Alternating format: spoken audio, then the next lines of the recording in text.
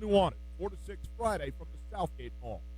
There's a saying, opportunity never knocks twice. When you're ready to take advantage of your next opportunity, look to your local Opportunity Bank of Montana. Opportunity Bank offers options for mortgage loans, small business loans, equipment financing, agriculture, and more. Our experienced team can provide solutions to help you welcome your next big opportunity. There's nothing like the feeling of progress. So let's get started today. Come see us at your local Opportunity Bank of Montana. OpportunityBank.com, member FDIC, equal housing lender. Gentlemen, here at Federal Facility, I'm Captain Lewis.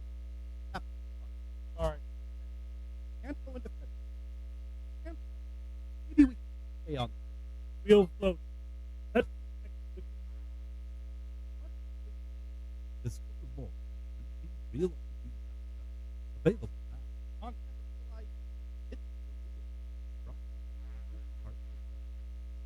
Local Missoulian Hokato Eastman is in urgent need of a new automated wheelchair. His current chair is very old, causing life-threatening pressure sores. Hokato's green chair would allow him to be more independent, to stand for the first time in 20 years. Please help Hokato gain dignity, health, and quality of life. We hope that you sincerely consider giving money to this worthy and simple life-saving cause. Stop by the Hope Center or find his GoFundMe campaign at hopecenter.us/wheelchair to donate. Let's get Hokato this chair, Montana. Registration for Kiwanis basketball is open now, December 18th. Kiwanis basketball gives middle school boys and girls an opportunity to compete on the basketball court in an environment that is fun and promotes good sportsmanship. It is a free program that is supported through the fundraising efforts of the Kiwanis Club of Missoula. Visit MissoulaKiwanis.com for info and to register.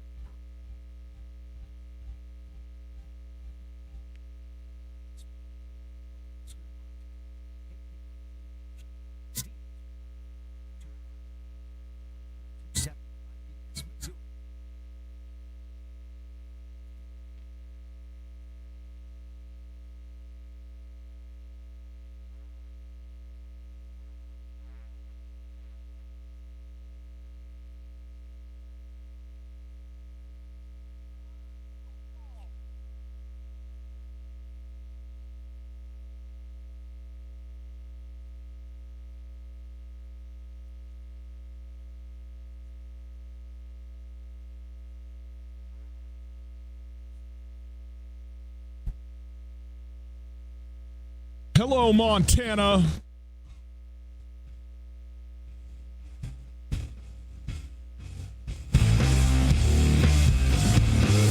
A Tuesday. As we roll into the national semifinals, we take a look at Montana State, North Dakota State.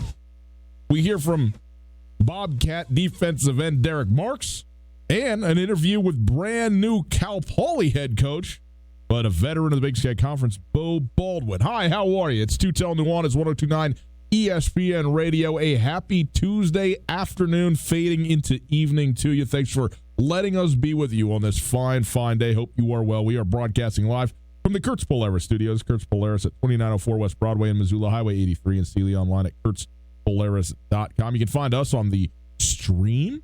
That's right. All the time. The stream is going on, 1029ESPN.com. It's available thanks to Opportunity Bank, your local bank, your opportunity. Listen live from wherever you are. If you'd like to call, you can do that as well. 329-1899, the phone number, 329-1899. All guests join us via the Rankage Brothers RV phone line. Let's take a look at what we got in the show today. We're going to start hearing from Jeff Cho, the head coach of the Montana State Bobcats, as they prepare to face the number one team in the nation, North Dakota State, in Fargo on Saturday. That game, by the way, at noon on ESPN2. Okay, you're looking for that thing, 12 o'clock Mountain Standard Time. ESPN2 is where you can watch it on television. So we'll hear from Jeff Choate on that. We'll talk about the game a little bit. We also, coming up in about a half an hour, going to have Derek Marks. He is the defensive lineman, defensive end for the Montana State Bobcats. 3 sacks, was it, against Austin Peay? 3 tackles for loss. He's playing 3 tackles. That's right. 3 tackles. He's on the inside. He kind of moves around, but he's 3 TFLs, 1 sack, including the game sealer on Friday night against Austin Peay. But a senior from Belgrade, so a local kid playing at a very high level with this Montana State team, headed to the national semifinals. So we'll look forward to talking with him We will also talk a little bit about the early signing day. Tomorrow is the early signing day. Basically, it's the new national signing day, really. It always used to be, it was like the second Wednesday in February was what it was, and now they've got this 3-day early signing period where almost all the signings are getting done. Okay, first Wednesday in February. But and it still is that, but it used to be only that. Now, this is the primary signing day, at least at Montana State. So we'll get into that a little bit. Also, top of the hour, looking forward to this. Bo Baldwin is the new head coach. The Cal Poly Mustangs. He's obviously the head coach at Eastern Washington, leading Eastern Washington to the 2010 national championship before spending the last 3 seasons as the offensive coordinator at Cal under Justin Wilcox. So we will we'll talk with Coach Baldwin as he re-enters the fracas that is the Big Sky Conference. So we'll get to him. And we also talk about the run that NDSU is on and whether it's good for college football. I will tell you this, Jeff Coat has it's there you go. That's our show outlook. It is brought to us by Shine Auto Detailing. Get online, protect your car, and make it look good. Same thing at the same time. ShineAutoDetailing.net. Coulter, good evening. We're calling it evening now, 4 o'clock? Bro, 4 o'clock. It's December 17th. What is the solstice is the 21st, right? Saturday? Yup. My favorite day of the year. Really? Get the sun out of here. You know what I mean? Bring on the darkness, bring on the cold, buddy. That's where I'm living, you know? I don't know why we got these houses when there's perfectly good caves everywhere. Hey, Hal, yeah, so I'm it's evening, definitely 4 o'clock, man. I'm right. Sunset, dusk. Okay. Closer to dinner time, I guess. For sure. In any case, good afternoon to you. However you want to say it. I mean, it's always true. Hello. Till midnight. Let's talk about this Montana State, North Dakota State matchup a little bit, but let's start by hearing from Jeff Choate talking about the machine that is NDSU. Here you go. This is a machine, and it doesn't matter who's coaching them. It doesn't matter who's playing quarterback. As long as that O-line is what it is, they're going to be pretty good. And so it's kind of plug and play. It seems like. I mean, over from Coach Bowl through this present group with Coach Entz, it's really 35-game win streak. I mean, it's hard to wrap your head around that, like how prolific this group is and what a tremendous accomplishment it is. It is. I mean, you said this before, Coulter, where, I mean, the first, quote-unquote, first time around when they were passing, I think, 30 in a row. 33 was their peak between 2012 and 2014. And there was a lot of fanfare about this and a lot of coverage about it. You know, are they going to break this record? Can they get this streak? And then they did. And now they've done it again, their own record, and it's coming much more under the radar, almost, you know, with a palms of the sky, like, well, yeah, you know, what I mean, who else, who were they going to lose to? Nobody. And so that is, it's just remarkable. But I thought it was interesting what Jeff Choate said there. Quarterback does not matter. Coach does not matter. Offensive line. Put them all out there. Roll out 5 of the 10 best offensive linemen in the country on the same team every single year. And you know what? You're just going to win every single game. I mean, that's what he's pointing to. And it's certainly not as simple as that. But let me put it like this. It's not as easy as that, but is it as simple as that? I mean, is that just what NDSU is? They're there in the Midwest. They've been out recruiting Minnesota. They get all the biggest guys in the world. They're sending a bunch of offensive linemen to the league, and they win every game they play. Well, first of all, the hardest thing to out-recruit is tradition. North Dakota State has had such an entrenched winning tradition for so long. This is a team that's a school that's only been Division I since the mid-2000s. 2004 was when NDSU moved up. And but I mean, you look at their resume before moving up from Division II, and I mean, you're talking about literally dozens of conference championships. They've won 36 conference titles. Yeah. They've won 15 national championships dating back to 1965. 65, 68, 69, 83, 85, 86, 88, 1990. When you have such a great run, and then they have the gap in the 90s, but then as soon as they started really truly investing, and then they made the great hire in Craig Bowl, and their initial playoff run honestly started in 2010 when they went to Bozeman and beat a favored Montana State team, and they really surged down the stretch to win that game. And then they lost in a crazy game to Eastern Washington.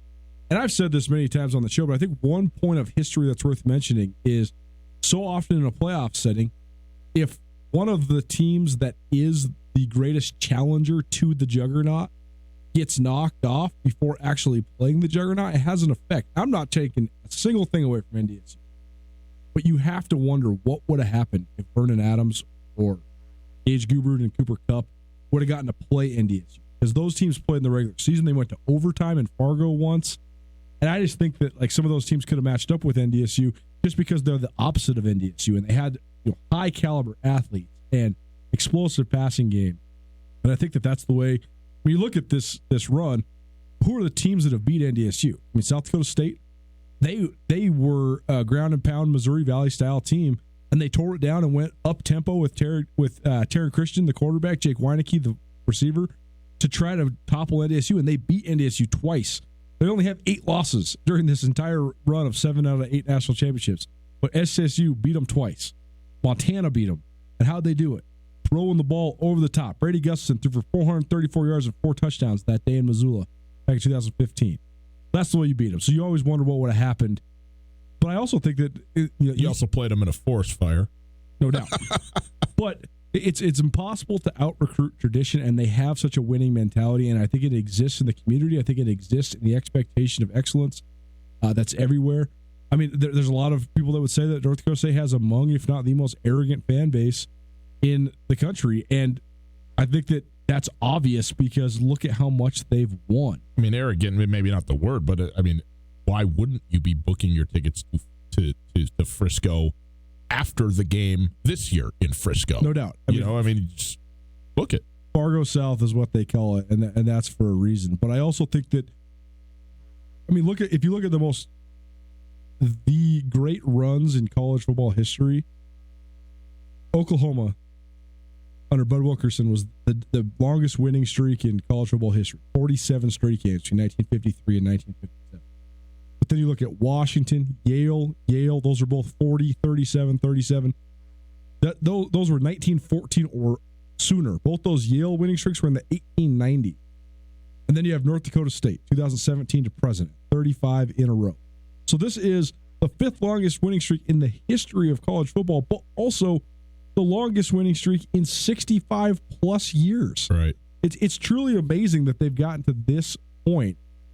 But I think that there's so many different factors that go into why they're so good. It really is a machine. No other program could endure having a head coach leave for an FBS job like Craig Bohl did for Wyoming. And then you pass the torch. And Chris Kleiman, what does he do? Wins 5 out of 6.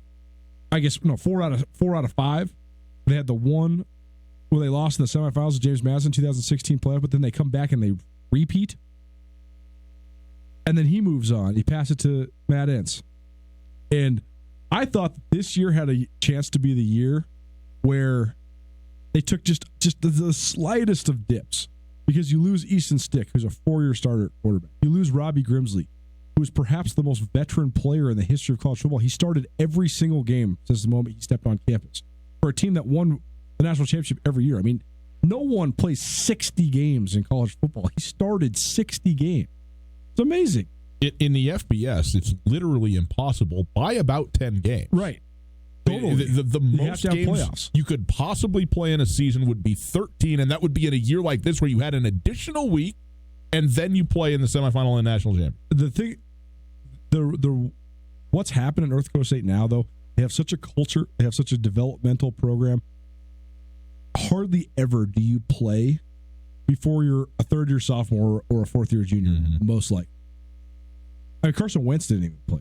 He's the number 2 overall pick in the draft. He didn't play until he was at least a 3rd-year sophomore, and he had some injuries that kind of limited his time. He was actually the least long-term quarterback they've had this decade, if assuming Trey Lance can continue to thrive. But the other thing is they've gotten to this point where you don't play unless you're an older guy, except for if you're just so much higher of a level of talent than almost anybody else in the FCS could get. You know what I'm saying? Yeah. Like, if you are a plug-and-play guy at North Dakota State, it's because you were probably the Minnesota Player of the Year, like Robbie Grimsley, or you're Jabril Cox, who Jeff Choate said can play anywhere in the country. Jabril Cox could play, and that, I mean, so that's the dichotomy you get. You either got guys that are fully physically ready to play, who know what the demands of the program are and the expectation of excellence is, or you have a dude who should be playing in the Big 10 or the Big 12. I mean, straight up, they out-recruited Iowa and Iowa State for Jabril Cox. No one else is doing that in the FCS, and that's how the stronger get stronger, the richer get richer. You know, it's an interesting dichotomy as well, or not even dichotomy, but thought on this. Stu Tell Nuanez 102.9 ESPN. When you think about Fargo, and more specifically when you think about North Dakota from the state of Montana, okay, you know, you do the thing where there's like a rival, you know, all that. Fargo, North Dakota is 122,000 people. But the metro area of Fargo is almost, in fact, more than double that. It's right at 250,000 people. And about 250,000 people who identify as, what are they? Fargonians? Fargoites? Sure. That's a lot of people. It is. It's a lot of people.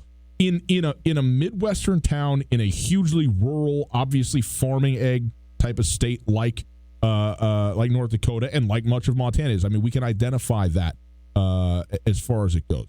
There's not even Billings is a population in terms of the what it is at Fargo. You talk about the tradition that's there. The number you talked about, you know, Montana and the media coverage that they have relative to other teams in the Big Sky. Nobody's got more people covering them, the FCS level, than North Dakota State. I mean, there's plenty of FBS teams that would kill to have multiple beat writers, multiple radio, all the TV and everything where there's mid-high teens of reporters at every single press event that happens for North Dakota State football. And that builds on itself too. And I don't think people, you know, when you think about Fargo and North Dakota, it's just like, well, how is this little outfit, you know, continue to turn out? Well, you know what? It's not that little. In fact, it's a lot bigger than Bozeman and Missoula, a lot bigger. And probably those two towns combined twice the size. I mean, yes. the greater, if you include Moorhead, it's probably close to 300,000, right? It's basically Bozeman and if you talk about just city as Bozeman and Missoula together is what Fargo the city is. And if you take the metro area, I mean, it's far, far bigger. So I think that's an interesting factor because I think that like you can there's parallels between the rise of Gonzaga basketball, Boise State football, North Dakota State football. When you are the big show in town, in a town that's still a town, not quite a city, but then it becomes a city. Exactly. I mean, nobody could have ever predicted. Like all the Idaho Vandals fans are always screaming, "Oh, Boise State was Boise State Junior College back in the '60s," and you know, if they go, we can go. No one could have ever predicted that Boise would be this tech hub, this town of 750,000 people that has such a vibrant, growing population. It has such a huge fact. Look, man, it's pretty simple to me. Everybody talks about football, college football in the South, and how it's such a big deal, and no question, okay. But it's not the South in virtue of the South. It's the show in virtue of it's the show in the place. Why is Oregon football so much bigger than Washington football, even though the University of Washington rivals anything that Oregon could do, both facilities-wise and in general? I mean, everybody wants to talk about Phil. Go take a look at what's going on at the University of Washington, okay? It's big time. But you know what they got? The Seattle Seahawks, the Mariners, and a whole bunch of other things going on. You know what Eugene has? Oregon football. That's it. And basketball, for that matter. But they got the University of Oregon, and even the state of Oregon. They got no football in the state of Oregon. That's it. It's the University of Oregon, and the rival in the state, Oregon State, isn't much of one at this point in time when you talk about that. It's a huge, huge deal. So you go down to Arkansas, Mississippi, Alabama. Show me what professional teams there are. None. Show me what other things go on. Nothing. It's football. That's it. That's all. Tuscaloosa, Auburn, and on down the list. And that's why it's such a big deal there, man. And there's no sharing of the spotlight. Minnesota, you go to Minneapolis, the University of Minnesota is a big deal, but it ain't the show. Totally. And so at North Dakota State, 250,000 people, and that's 250,000 people in any direction for 500 miles, 300 anyways. That is it, man. That's what you're doing, and that brings a lot of resources in. And there's dollars, and there's interest, and it creates an energy that people are attracted to, that kids are attracted to, and it continues to build on itself. Well, why do people donate money to college athletics programs? Because of their pride in the program, because of their affiliation with the university, but also because of the hope of winning. And when the hope of winning is affirmed over and over and over again, I mean, think about how much hope there is for winning at the two Montana schools. Montana State has 3 national championships. That's amazing. Montana has 2. That's amazing. They have 15 national championships.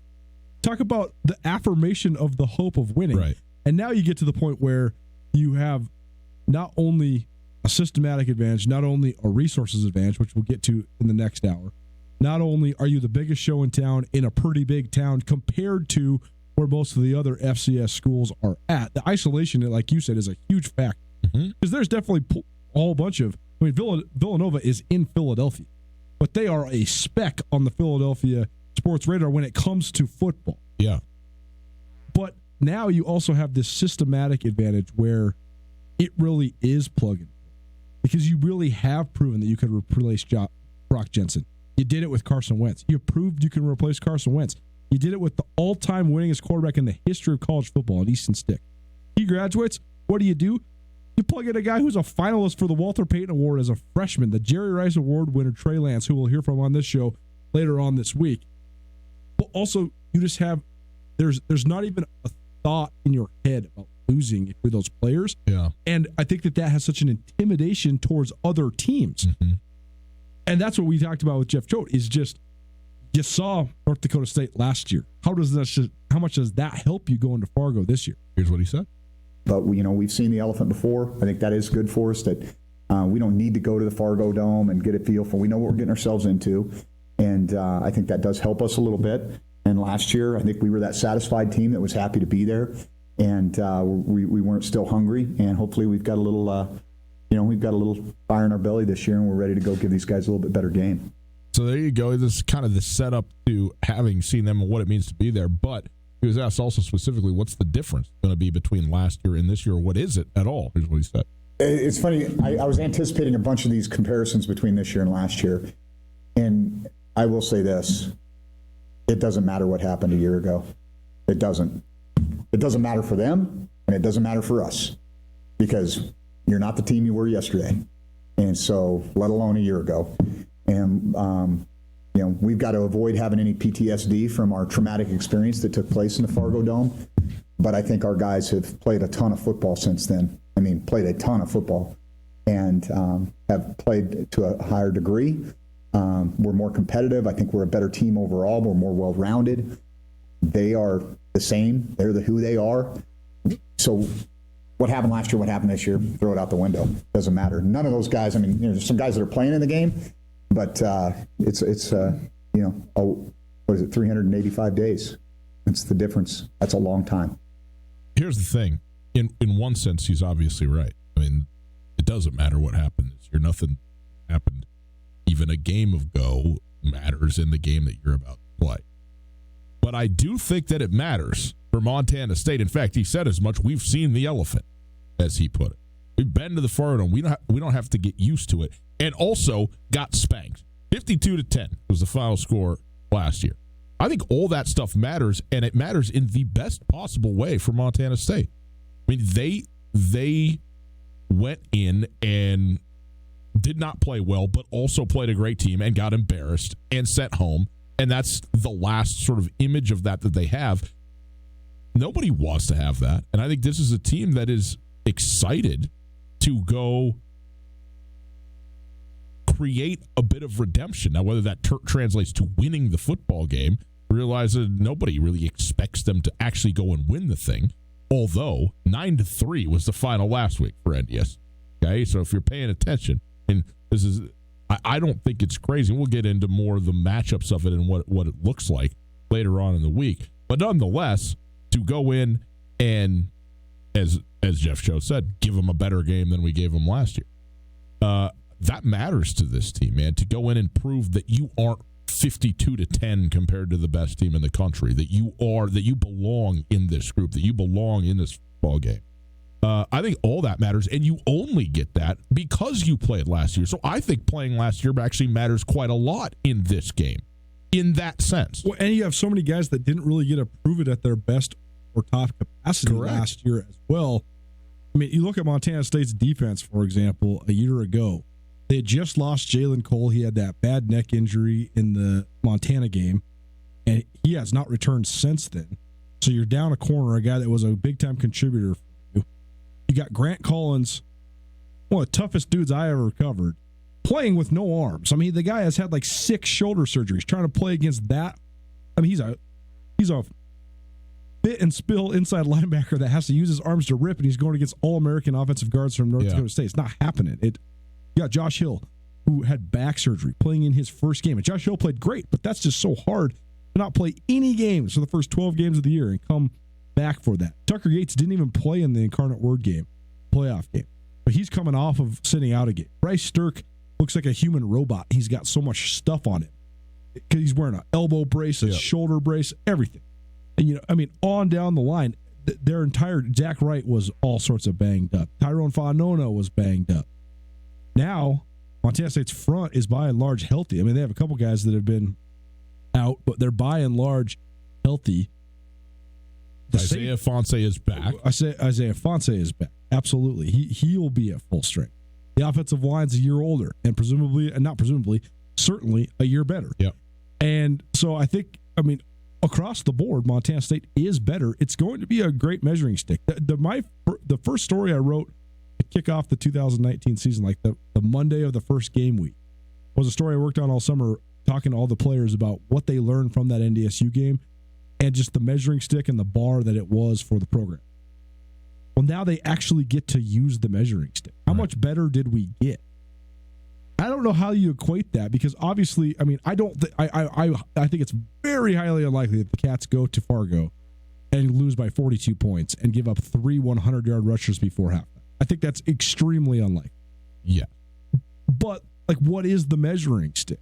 If they lose 31-7, did you get better? I don't know. I think it's going to be a really good game, because I do think Montana State's gotten significantly better, and I do think that North Dakota State, while 14-0 and really good, is more vulnerable than they have. Yeah. I agree with that. I don't even, the measuring stick thing, using it because you only get to play these games a couple of times is fine. But again, it's just so much more about just how did you play today? Sure. If you didn't play well, does it mean, was last year's team 42 points worse than North Dakota State? Maybe. Certainly banged up. But the other thing you got to understand is last year's NDSU team had 27 seniors. Right. Trey Lance is a great player. He does not have 47 wins under his belt by the time he comes into that game like Easton Stick. You look at the other guy. Darius Shepard is the starting punt returner for your Green Bay Packers. They don't have that guy right now. Lance Dunn and Bruce Anderson shared carries with each other, so they never got the spotlight they deserved. Those are two of the best FCS running backs I have ever seen. Yeah. Bruce Anderson is a next-level guy, no doubt. They had an NFL tight end. They had an NFL right tackle.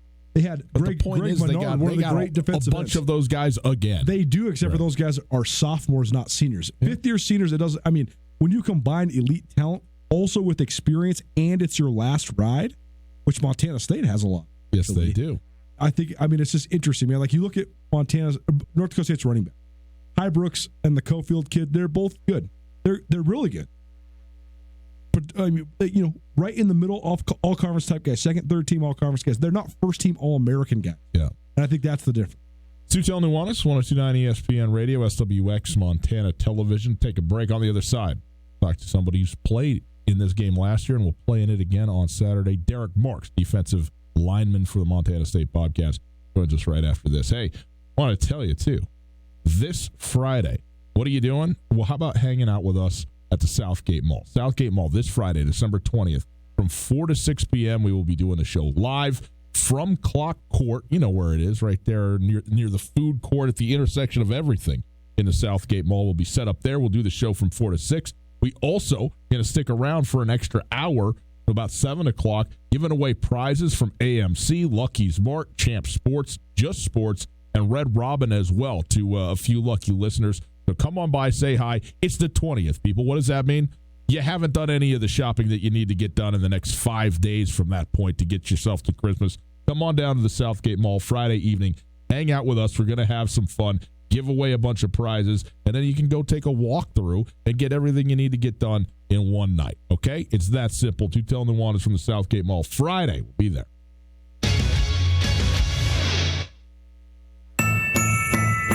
'Tis the season for a festive holiday feast at the Montana Club with mouth-watering dishes like our cranberry brie walnut tarts and pork Diane, or savor our Chardonnay salmon or blackened shrimp fillet. Be sure to wrap up your celebration with our decadent pecan rum raisin cake, all available for a limited time only through January 5th. See the full menu at montanaclub.com. Happy holidays from all of us at the Montana Club on Brooks and North Reserve, Missoula.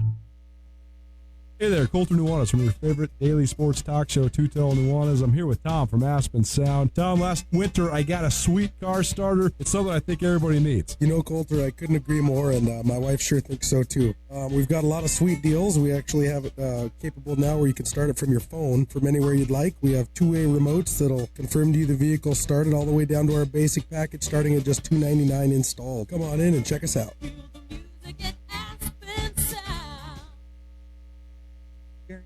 Matter. Walk into any Farmer State bank and learn just how much. You'll find an experienced staff of professionals ready and willing to go the extra mile.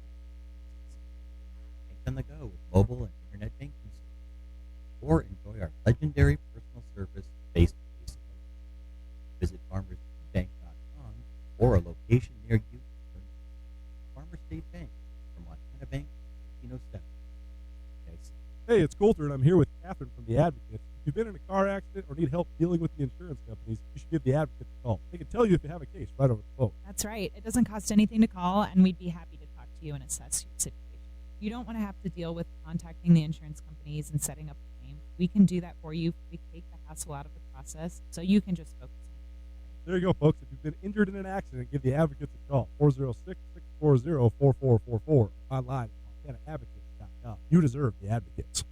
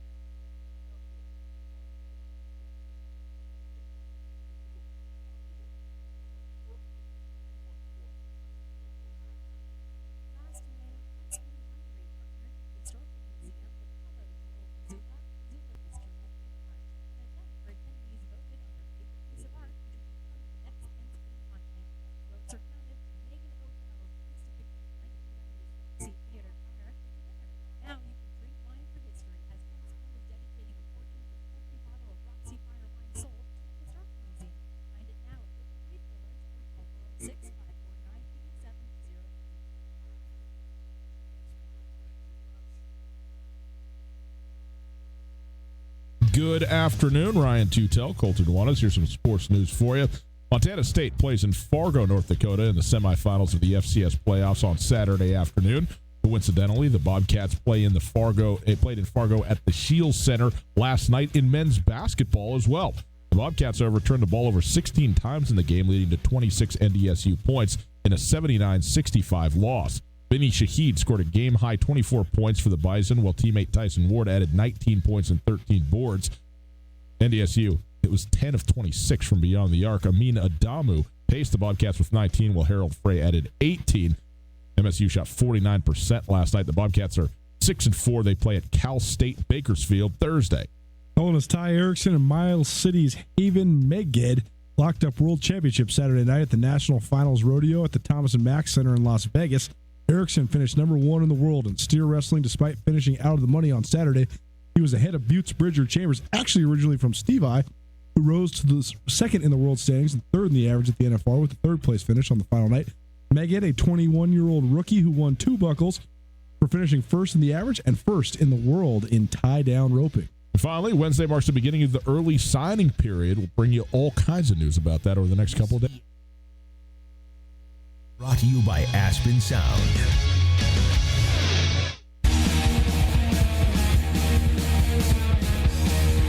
The Bobcats into the national semifinals.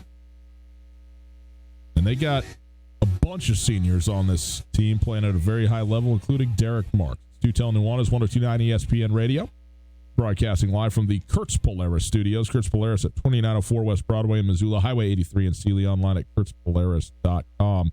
Hey, boys and girls, Instagram, okay? Fun with pictures at 1029 ESPN. You go on Instagram right now.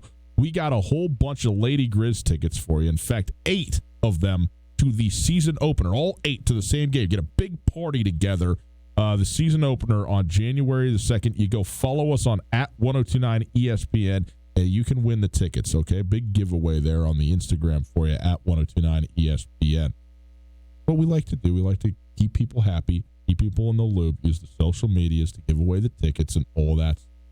We go now to the Rankage Brothers RV phone line. We welcome in senior defensive end for the Montana State Bobcats, Derek Marks. Derek, thanks so much for being with us, man. Congratulations on an absolutely dominant performance, both by you individually and as a collective group last Friday. And what was that game like for you in the quarterfinals of the national playoff to have that sort of performance in front of a home crowd on a Friday night? Yeah, it was awesome. Obviously, the atmosphere was electric, and being able to play at night was a lot of fun. Yeah, it was a great atmosphere, fun game to play in, fun game to prepare for, and obviously a big game, having a home quarterfinal game, and a lot on the line in terms of a trip to the semifinals. And it was great. We just had a great week of preparation. We had a great game plan going into the game, and executed really well. And I think we got hot early. We kind of shut them down early in that first quarter, and that kind of set the tone for the rest of the game moving forward. And so we're just able to keep that same energy, that same momentum, and same focus throughout all 4 quarters. So that was really good.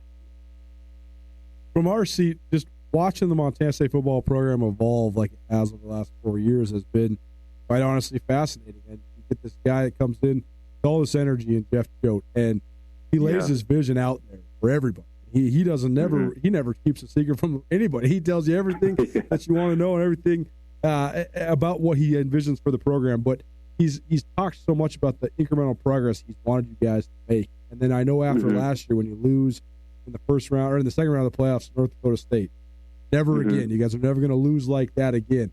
Now that it's coming to fruition, now that you've put in 12 full months of work and you get another chance to go to Fargo, what's it been like to navigate the last year of this journey and get another chance at NDSU?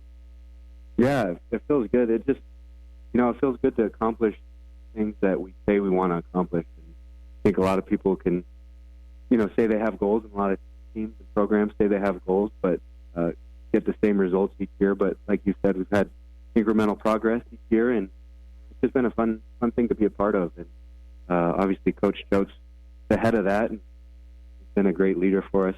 And then in terms of another shot at NDSU, yeah, we're just excited to get back there. I think we're a different team. I think they're a different team. I think we're playing with a lot of confidence, playing really hot right now. So we're excited to go in there on the big stage, playing against the number 1 team in the country. And like we talked about with all these big games, it's the same game. We've got to prepare, be ready to go out and execute the game plan and make plays when they really matter. So can't wait for it. Derek, it seems like a lot of teams, will be happy to not play North Dakota State as long as they don't have to. It has felt exactly the opposite for you guys, though, to me. Am I wrong about that, or have you had this circle say, we want the Bison again? Yeah, no, yeah, we want whoever they put in front of us, and we're a hungry team. But like Coach Choate's telling us, it's all about us. It's all about the guys in the room. And yeah, I'm just thankful for the opportunity of playing in the semifinals and playing these big games. And obviously, we don't want it to end here, and we want more than just the semifinal win. So yeah, they're just the next team up, and we couldn't be more excited to go to Fargo. What have you thought of just North Dakota State's dominance overall? Because you're a guy that's followed FCS football for a long time, grown up in Belgrade, following the Cats. I'm sure you remember 2010 playoffs when North Dakota State rallied and beat Montana State. What do you think of just this juggernaut that they've created?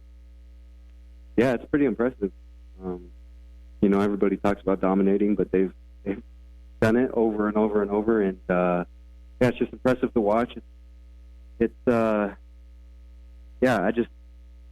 think they're the standard a little bit in terms of, that's like you said, everybody wants a shot at them, and kind of like Alabama or Clemson or those big teams in the FBS. But it just makes playing them that much more fun. And I think it's pretty impressive.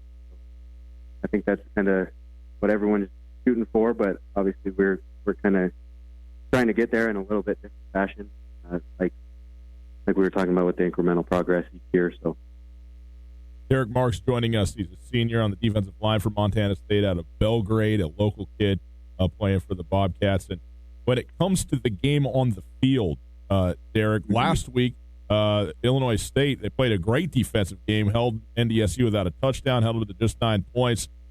Is there something that you can see on film that maybe they did that you might be able to replicate? And also, just in general, what do you need to do when they do have such a great offense and a great dual-threat quarterback? Mm-hmm. Yeah, what stands out to me about them is just their offensive line and their physical guys. They're big guys that can move really, really well, and you can just tell they're really well coached. And it seems to have always been like that. So they always have a great offensive line. And but yeah, in terms of Illinois State, I think what we saw is they use their hands really well. They were physical off the ball, and that's what we're going to have to do. We're going to have to be physical. We can't get out of our gaps. We can't let them wash us down and create big holes for their running backs to hit, because that's when they get 6 yards a carry or whatever they're averaging. We got to use our hands, be physical, play in the backfield, and see what we can do. Like Coach Choate said, what do you say when you talk about analyzing the team? I mean, they've won 140 out of their last 150 games. They've won 7 out of the last 8 national championships.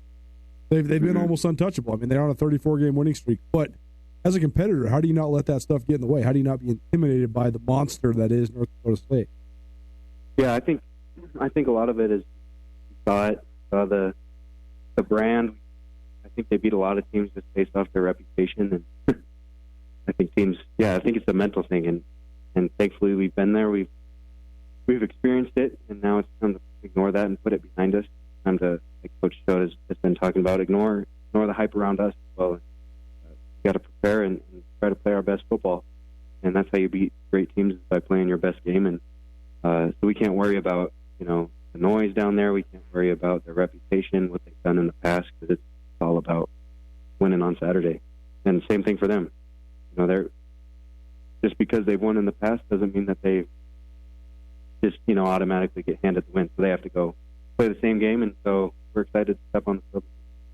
Derek, on the outside, everybody talks about this through the lens of NDSU. What do you got to do to beat the Bison and this, that, and the other? But is there a level at which this team right now goes, NDSU has no idea what they are getting into by playing us on Saturday? Like, is that a mentality that is prevalent inside of those walls at Montana State right now? Yeah, I think we just want to play with a lot of confidence.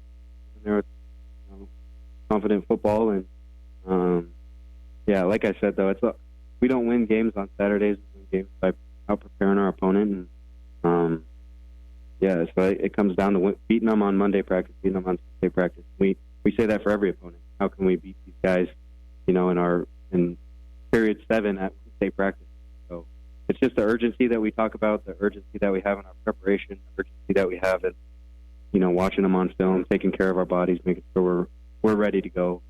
Because we can't control anything that they do. We can't control their preparation, how they play, but we can control what we do. And so it's all about us. It's all about putting the game plan together, and on Saturday just going out and beating the guy across from us and executing. Well, man, congratulations on what's already been a fantastic year, but it's not done yet, so keep it rolling. Best of luck to you on Saturday. We're looking forward to the game, all right? Yeah, I appreciate it. Thanks, guys. You bet. Thank you. Derek Marks, senior defensive lineman for Montana State, playing in what he hopes is his second to last football game of the year on Saturday. Coulter, we'll take a quick break, come back tomorrow, early signing day in college football. Coulter's got the list for you of everybody who is committed in the state of Montana, where they're going, and what we expect to transpire tomorrow. So we'll get to all that right after this. A December is winter prep month at Shine Auto Detailing. The road salts and sands, they wreak havoc on the paint and finish of your ride. Protect your car or truck from the harsh winter elements by having a premium exterior detail, which includes a ceramic coating final finish from Shine Auto Detailing. When spring comes around, you simply drive your car through the wash and it'll look like it's been freshly waxed. If you care about your ride, protect it this winter. And also, this week, save $50. Just call to schedule or search Auto Detailing in Missoula. Pick the one with over 100 five-star reviews. Online, again, shineautodetailing.net. Shineautodetailing.net. Go now.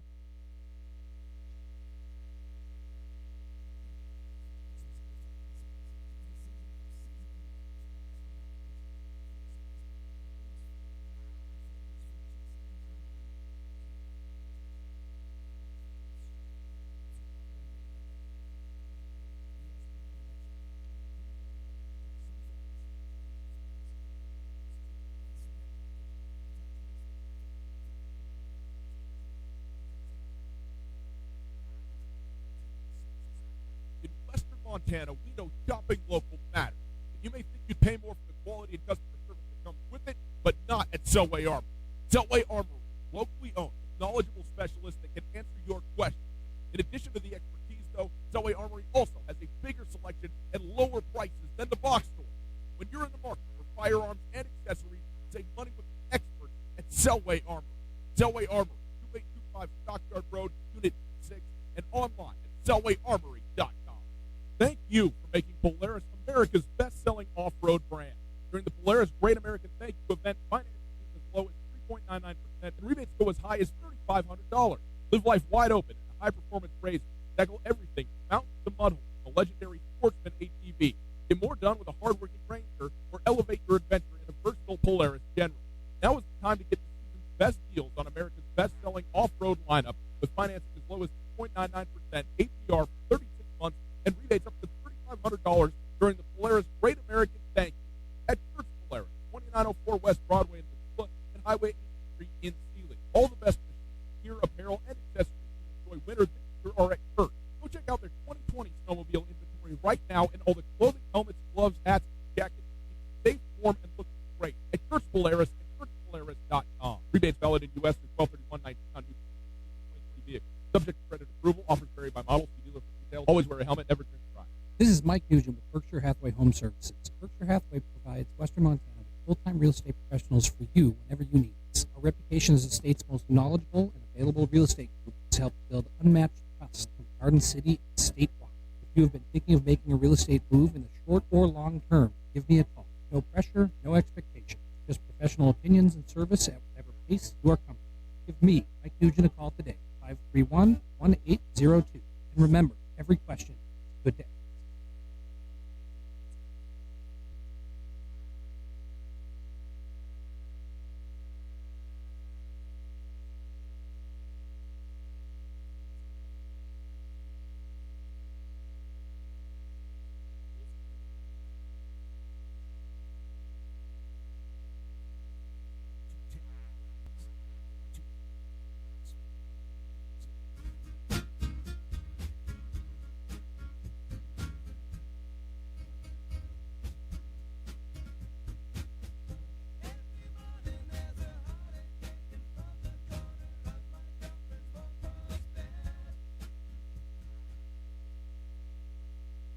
Hey, how you doing?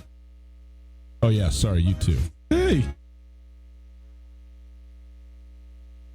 Boys and girls, tomorrow, early signing day in college football. Such an interesting situation with the early signing day. Stu Tell Nuanez, 102.9 ESPN Radio. We are broadcasting live from the Kurtz Polaris studios. Kurtz Polaris at 2904 West Broadway in Missoula, Highway 83 in Sealy. Online at kurtzpolaris.com. It's time for our Prep Extra segment. It's brought to us by the Farmers State Bank. Farmers State Bank, your Montana bank since 1907. Forget those high-interest credit cards. Get a holiday loan at Farmers State Bank. Count on fast approval times, low interest payments, OAC. Coulter, tomorrow, early signing day. And to be clear, it's the opening of the early signing period. It's 3 days long. Football just mastered this first Wednesday in February signing day. Then they added this new signing period. But the first national signing day is actually the opening of the signing period, which is now the opening of the late signing period. We see it in basketball all the time. The opening of the signing period will happen, and it's not this grandioso, every program signing 25 guys. The letters trickle in. I mean, it took like 7 or 8 days for Montana to get all 4 of their national letters of intent. The day that the signing period opened, we actually reported that they only signed 1, and then they ended up getting 3 other guys.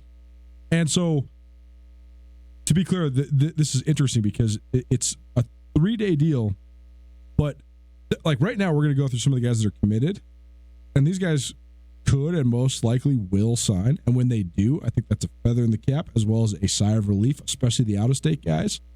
But there will be some guys that don't sign. Like, for example, Grady Robinson is a 3-star recruit out of Sammamish, Washington. He was the King County Player of the Year as a quarterback. He's committed to Montana State. Well, he just changed his Twitter profile over the weekend to Western Kentucky. But that does not mean that this war is over. And if he signs tomorrow, the recruiting war is over.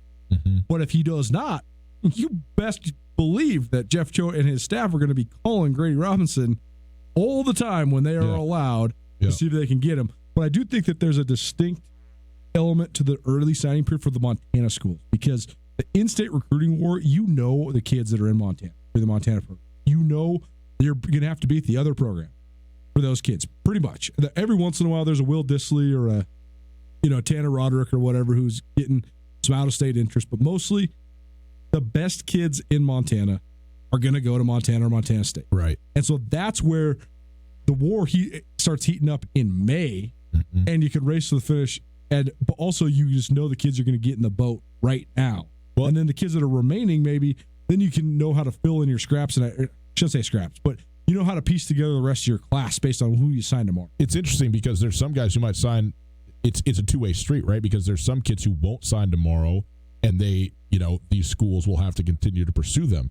There's other guys, though, that because of the class that gets signed tomorrow, the schools will stop recruiting them in some instances because, well, we're full, we're good at the spot. We don't, however that might work. So you kind of got to play a little bit of a game if you're recruited and have a good understanding of where you stand, what you want to be, where you want to go. Because you could have 5 teams after you, and after this week, you could have 2 or 1.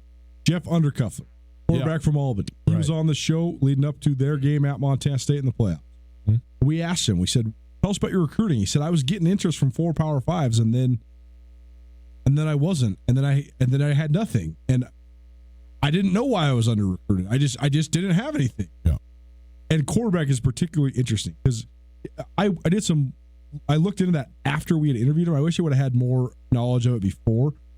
But he went to Syracuse's camp, Rutgers camp, and Pitt's camp. And he was getting interest from all those schools. And then all those schools signed a guy early. And they're just off of him. Yeah. And then and I think that scares away a lot of other FCS schools because they're like, oh, he's just going to go to Pitt. And so then you kind of fall through the cracks. But regardless, there is going to be some guys that sign tomorrow that'll be exciting. Yeah, and we'll go through this a little bit, but it is unique in the state of Montana, too. Because, as you said, basically, if you are a Division I football player in the state of Montana, you're going to either Montana or Montana State. Like that's just the overwhelming percentages bear that out. It's also interesting that both of these teams making it to the national quarterfinal, the last day you could contact recruits was on Saturday, this past Saturday, until tomorrow when this thing opens up again. So there's this dead period for the last 4 days.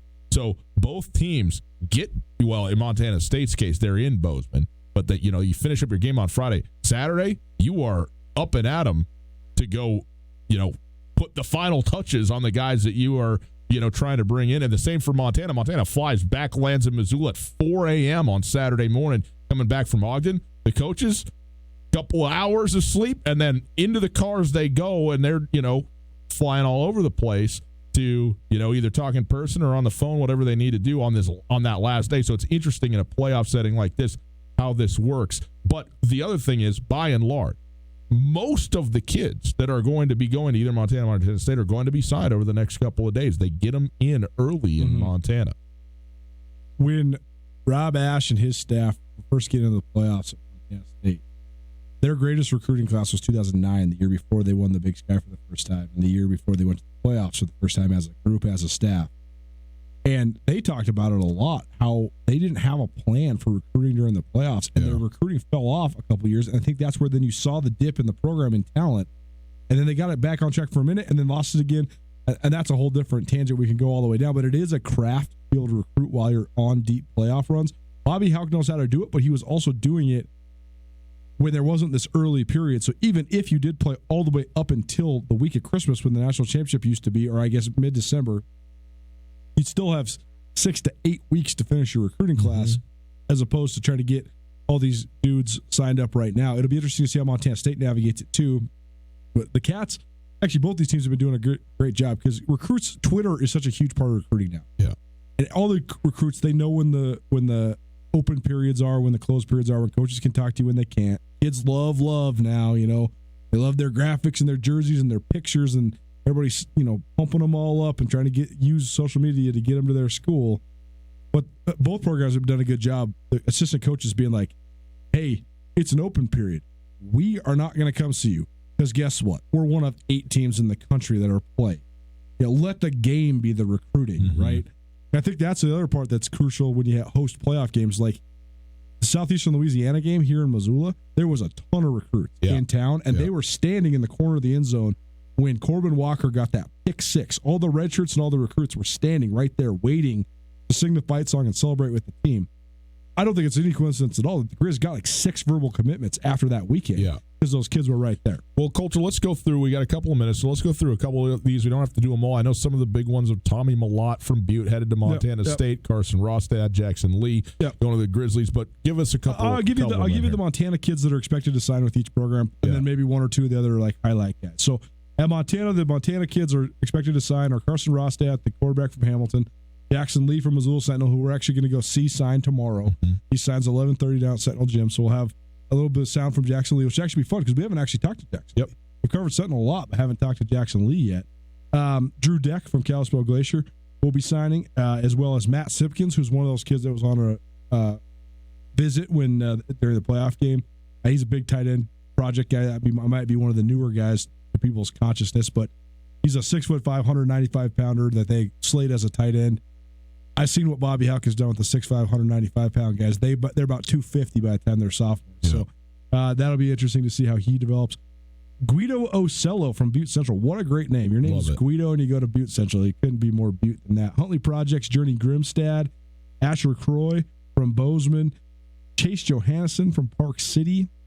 Those are the rest of the Montana guys. And then probably the most reputable guy that will be a part of the program right away is Robbie Patterson. He's the junior college transfer quarterback. Yeah. So he'll be a mid-year transfer, and that's a guy that that's the other thing that is, you used to have the ability to sign mid-year guys in December, and now that's just become a part of this early signing.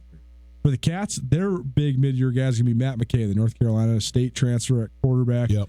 But they have a couple other Montana guys, including Jake DiAgostino, who led Bozeman High to a state championship. Connor Ryan, who's the son of Cy Ryan. He was a former Bobcat player. Connor Ryan was a first-team All-State guy, both sides of the ball at Billings West. Really fast guy, probably the best kick returner in the state of Montana. That's a good get for the Cats.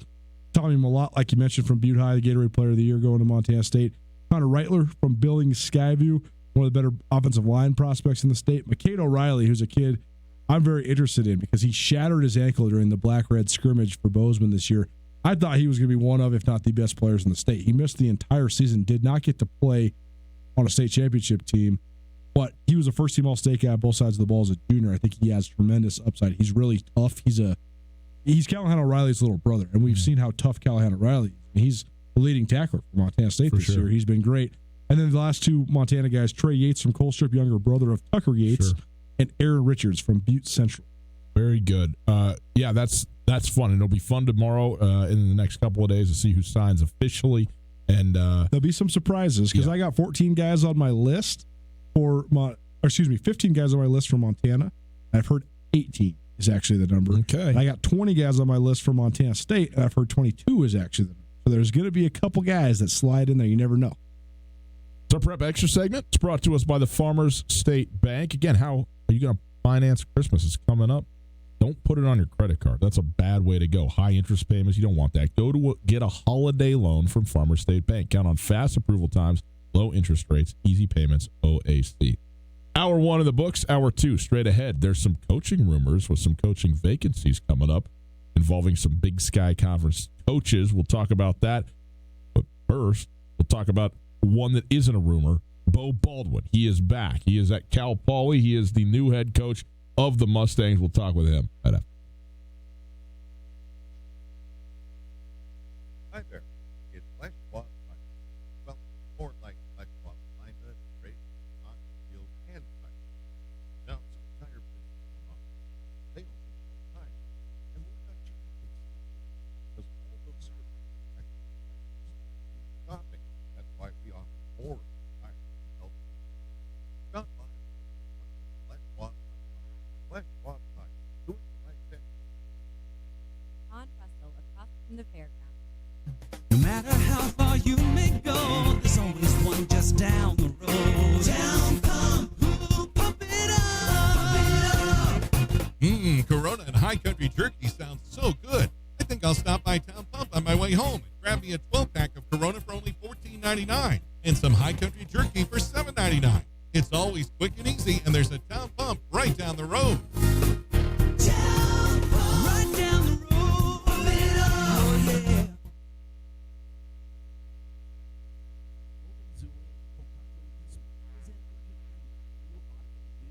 His current chair is very old, causing life-threatening pressure sore. Hokato's green chair would allow him to be more independent and to stand for the first time in 20 years. Please help Hokato gain dignity, health, and quality of life. We hope that you sincerely consider giving money to this worthy and essential life-saving cause. Stop by the Hope Center or find his GoFundMe campaign at thehopecenter.us/wheelchair to donate. Let's get Hokato this chair, Montana. Registration for Kiwanis basketball is open now, December 15th. Kiwanis basketball gives middle school boys and girls an opportunity to compete on the basketball court in an environment that is fun and promotes good sportsmanship. It is a free program that is supported through the fundraising efforts of the Kiwanis Club of Missoula. Visit MissoulaKiwanis.com for info and to register.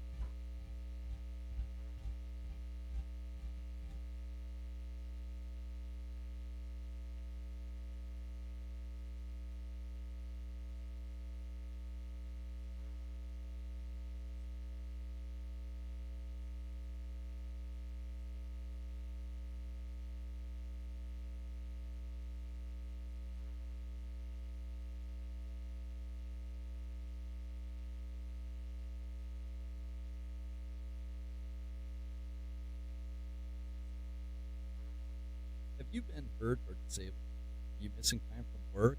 Not sure what to do? I'm attorney Chris Helmer, Hardcore Law. Our team specializes for compensation, personal injury, and Social Security disability. We fight for the benefits you need. Call Hardcore Law 728-0168 for a free consultation, or visit hardcorelaw.com. Again, 728-01. For Western Montana, KKVU HD3 Stevensville, and 102.9 FM on K275BS Missoula.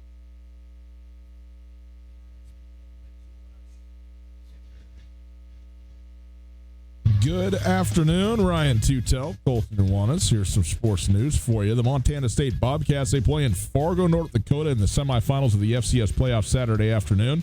Coincidentally, they also played last night at Fargo. How about that? Turned out to be a men's basketball game. The Bobcats turned the ball over 16 times in that game, leading to 26 NDSU points and a 79-65 loss. Benny Shahid scored a game-high 24 points for the Bison, while teammate Tyson Ward added 19 points and 13 boards. NDSU also 10 of 26 from beyond the arc. Amin Adamu paced the Bobcats with 19 points. Harold Frey added 18. The Bobcats shot 49% as a team. MSU now 6-4. They are at Cal State Bakersfield Thursday.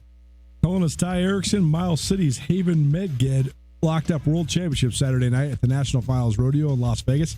Erickson finished number 1 in the world in steer wrestling despite finishing out of the money on Saturday. He was ahead of Butte Bridger Chambers, originally from Stevensville, who rose to second in the world standings and third in the average at the NFR with a third-place finish on the final night. Meged, a 21-year-old rookie, won 2 buckles for finishing first in the average and first in the world in tie-down roping. And finally, Wednesday marks the beginning of the early signing period for Division I football. MSU has 20 known verbal commitments. The Grizzlies with 15. Presented by Clark Fork Law.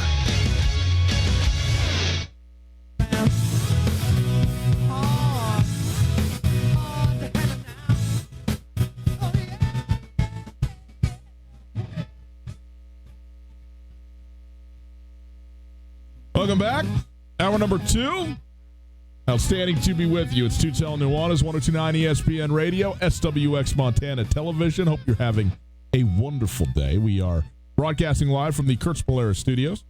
Kurtz Polaris at 2904 West Broadway in Missoula, Highway 83 in Sealy, online at kurtzpolaris.com. You can also check out the show on the World Wide Web, 1029ESPN.com. You listen live on the Listen Live tab. It's called a stream.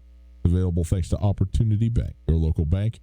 Your opportunity. If you'd like to pick up your phone and call, you can do that. 329-1899. All guests join us via the Rangage Brothers RV phone line. And if you missed anything in the first hour of the show, check it out on the podcast. The podcast available wherever you get your podcast. Tutel Nuanez podcast is up thanks to the Wingate by Wyndham Hotel. Go check it out. Give it a listen. And we will also be having a new FCS Speculators podcast for you tomorrow, covering the 2 semifinal games, the FCS playoffs. Coulter, a couple of rumors were flying around earlier today that involved Jeff Choate and Jay Hill possibly as candidates to New Mexico. That turns out not to be the case. New Mexico has hired, who did they get? Danny Gonzalez out of Arizona State, who UNM ended up going with the Lobos. And if you are Jay Hill or Jeff Choate, I think you could say crisis averted. I mean, listen, I'm a former New Mexican myself, okay? I know a little bit about the New Mexico. I don't know if the Lobos is where you want. You know what I mean? I don't know to be a head football. Basketball, yes. Football, not so much. So, we'll see. But when you start to do what those guys are doing, you end up, 6 years at a place, 4 or 5 years at a place, and you got a semifinal football game at the FCS level. Those rumors start to swirl, and that's interesting. See if other openings end up forthcoming, if other names end up out there. But a couple of guys ended up in the Big Sky Conference for the 2 openings that came in the Big Sky. Ed McCaffrey at Northern Colorado, and then Bo Baldwin at Cal Poly. He joins us now. We go now to the Rangitz Brothers RV phone line, and we welcome in the brand new head coach of the Cal Poly Mustangs, former Eastern Washington head coach and Cal assistant, Bo Baldwin. Bo, thanks so much for being with us. How are you? I'm doing great. Thanks for having me on. Yeah, well, we're certainly happy to have you on, and I guess we'll start with the obvious thing. You were, an outstanding coach, national champion at Eastern Washington. You go to the Pac-12, and you're at Cal. The Cal Poly job opens up, of course, in this offseason. What made that an attractive spot for you, and why did you say, hey, I want to get back into the Big Sky, back into the FCS? More than anything, it was one of those situations where, my time at Cal has been amazing and just learned so much in the 3 years I've been there. But every year away from being a head coach, I won't mix any words, I got more and more hungry to be a head coach again. So that was the feeling. I probably learned more about myself in the last 3 years, got better as a coach, and truly understood just where my true passion. My passion's always been with football, but it's even at another level as a head coach. So, but it wasn't just going to be for anything, that's for sure. But when I was approached with this one and the people that were involved in this hiring process, getting a feel for everything from the area to the foundation that has been set here before by Coach Walsh and a ton of great alums and, great former coaches, former players. This one felt right, quite honestly. And I definitely wouldn't have done it if it didn't feel right, but this one 100%, felt right, and I couldn't be happier. Well, Cal Poly is, first of all, San Luis Obispo, such an amazing town, and then the university there, absolutely outstanding, second to none, but also such a high academic standard. So when you sit there and go try and balance out, the draws to the place, but also some of the hurdles you're going to have to overcome, what do you think about? I think it's all positive stuff. I don't care where you're at, you're going to have your challenges, but if focus on why you can be great, you focus on the positives, it's amazing here. And some of the positives to being able to recruit, just those high academic kids, those kids that want to be here for that reason.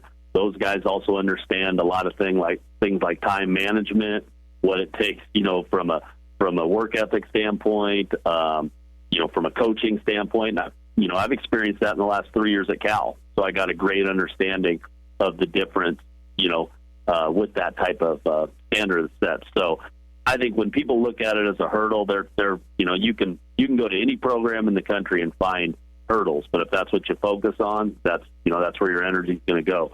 I look at this place as those are all positive things. We're going to be able to fill this roster with the right type of kids, the right type of Cal Poly kids, and build this sucker the way we want to. Hey, Bo Coulter talking. Good to have you back in the Big Sky, man. Congratulations on the new Coulter. job. Good to hear you. Being at Cal Berkeley the last 3 years, what did that teach you just about recruiting at a high academic institution? Because Cal Berkeley is world class, as well as just being in the state of California in general, and just the advantages and disadvantages that come with that. Yeah, there's no question. I mean, to me, I'm a much better coach than I was 3 years ago when I left Eastern. And so my experience at Cal is, and I owe Coach Wilcox huge thank you for taking a chance on me, bringing me in there, because I've learned things, just from the other coaches he brought in. I've learned a ton from Coach Wilcox. I've just grown a ton. And when it comes to, the state of California, I understand the state that much better. Not that we didn't dive down here when I was at Eastern, but now you're in it. So I just understand the state that much better. I understand the student athletes that are being recruited at those high academic universities and what attracts them and why they're coming there, and understand how to communicate with those guys once they're on campus. And, it's not like it's some vastly different, but there are enough little things that you pick up along the way that I think put me in a much better spot to be in this position than I would have been, like I said, 3 years ago. Will Baldwin joining us. He's the brand new coach at Cal Poly San Luis Obispo. And Coach, you've been out of the conference for just 3 years, but it seems like over that time there's been some significant changes, and some teams are kind of coming up a little bit. And obviously you got a couple, you're even to a point now where there's a couple of guys who were assistants under you that are head coaches in the conference now as well. But when you look at the Big Sky Conference as a whole, coming back to it now, what do you see and what do you think has changed just in the time that you were at Cal? I see a similarity in that the league is just tough. It's tough. It's competitive. And obviously there's some places that are growing, to another level. And, both Montana schools just, competing at an incredibly high level, and that situation there, obviously Coach Choate got there right as I was kind of getting out, I think 1 year, but Coach Houck, I can remember back in the day, for years. So I have a ton of respect for what they're doing up, there. Obviously you're seeing some others you brought up, Coach Taylor at Sac State and what they did, and spending my year with him that I got to spend in 16 at Eastern. I just learned so much. I have so much respect. Coach Best, obviously I've known for a long time, took over at Eastern after I left. So yeah, I have there's some familiarity with a lot of those guys. There's definitely, like I said, programs taking a huge jump. We got to see UC Davis. I know the year didn't go exactly like they wanted this year, but they're going in the right direction there, and we got to see them firsthand last year at Cal. So without mentioning everyone, the league is strong. The league is strong. The coaching is very strong. Still able to recruit, to get those high caliber players that are always, in my opinion, probably could have been just fine in the Mountain West, and they play in the Big Sky. I always felt like we had a lot of those guys at Eastern. And so everyone we play every week in this conference is going to be an absolute bear, and we know that. Coach Joe was talking just last week about the quality of coaches, just like you were just talking about in the Big Sky. When you look across the league down there, I think there's 8 head coaches in the league that did at least a little bit of a stint as a FBS coordinator of some sort, including yourself, Troy Taylor. You mentioned all those guys. But just being in the FBS, being at the highest level, especially being in the Power 5 like you just were, what sort of things did you learn that maybe you didn't expect? Yeah, I mean, the biggest thing I learned, a lot of it is probably the biggest part of it is in the recruiting world. Mm-hmm. And just how much goes into that, how early it goes into that. And I know it's different at the FCS, but you can still adopt a lot of the strategies and a lot of things you do and a lot of the ways you communicate with these guys, and you build that relationship over time. And not that we didn't while I was at Eastern, but it is a different game right now. So a lot of what I learned, falls within the recruiting, the recruiting aspect, the calendar, what that looks like, how early with these guys, the connection with the parents, and the different things that maybe are a little bit different than how I felt when I left Eastern Washington. So that's one of the biggest things. I mean, I took little things from every piece of that Cal experience, though, from different coaches I was around to everything there. So you're right. I mean, having that experience is big, and one other coach I didn't mention who was in that spot and doing a tremendous job and is also Coach Hill.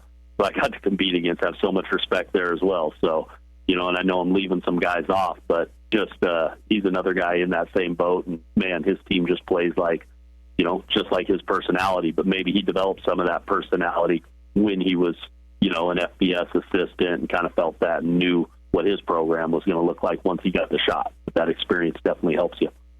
As you know, recruiting is such a huge part of this. We were talking on the show yesterday.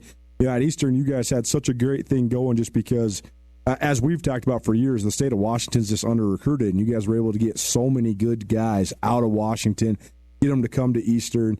And that was an advantage for you guys, to be able to get guys out of Yakima and Seattle and Tacoma. What's it going to take to find a similar advantage when we talk about San Luis Obispo, California? I think more than anything, I mean, you got it at this level, and especially when you're at Cal Poly, at this level, it's not as if you're winning on a guy that usually, I'm saying in most cases, usually you aren't winning because you beat 6 other guys in recruiting and then you get them like you would at a high level, Alabama, Texas, wherever, where you beat 7 guys, then you get that top-tier guy and you roll the balls out. We got to do a better job than our opponents. This is something we prided ourselves at Eastern of out-evaluating. Mm-hmm. So evaluating, because a lot of those top-tier guys you're talking about, whether they were Washington or whether it was a Vernon Adams out of California or some other guys, that weren't from Washington, a Samson Ibukam out of Portland. A lot of those guys, it wasn't so much, it was more about out-evaluating people because they really weren't being evaluated at a high level. They weren't being recruited at a high level, including guys like Cooper and Vernon and Sampson. So, and then once they get on campus, you got to take the mindset of also we have to out-develop people. So the same thing I'll take with Cal Poly. I know the index numbers and what it takes to get in here are a little bit tougher, but that's also a positive thing. You're able to earmark those guys that truly fit. And then you just got to do a better job than your opponents of first out-evaluating these guys. And when you are in those recruiting battles, win those things, but also out-developing them within your program once they're on campus. Did Samson Ebukam turn out to be pretty good? I don't know. He wasn't bad. I guess so. Bad. I guess it worked out for him. Still isn't bad. And what's unfair for him is he still kind of just stays because he's playing for the same. He almost stays a little bit in Cooper Kupp's shadow. People don't talk about it much, but yeah. I mean, that guy's, like I said, absolute dude. Bill Baldwin joining us, new head coach at Cal Poly. And, Coach, last one for me, but Cal Poly has been a triple option club for as long as I'm aware. And so with you coming in, kind of an offensive mind, and they've had, a lot of reasons for doing that. But what is your vision for what you want to run at this school?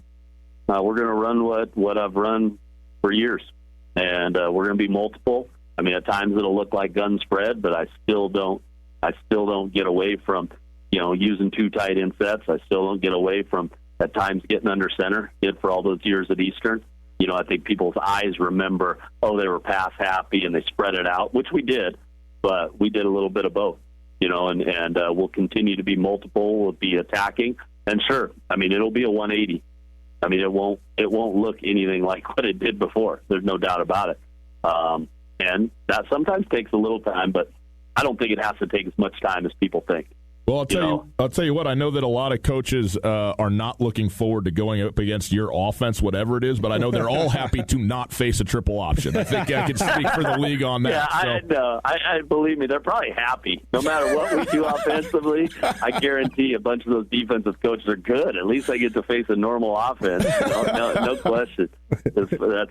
It's funny. Even if you do well against the triple option, you still finish the game going, thank God that's over. Right. I mean, we had those where we'd have great defensive days, and Schmeds or Graham or whoever was my DC, thank God. What do you mean? We did really well. I know, but man, so I get it. I do.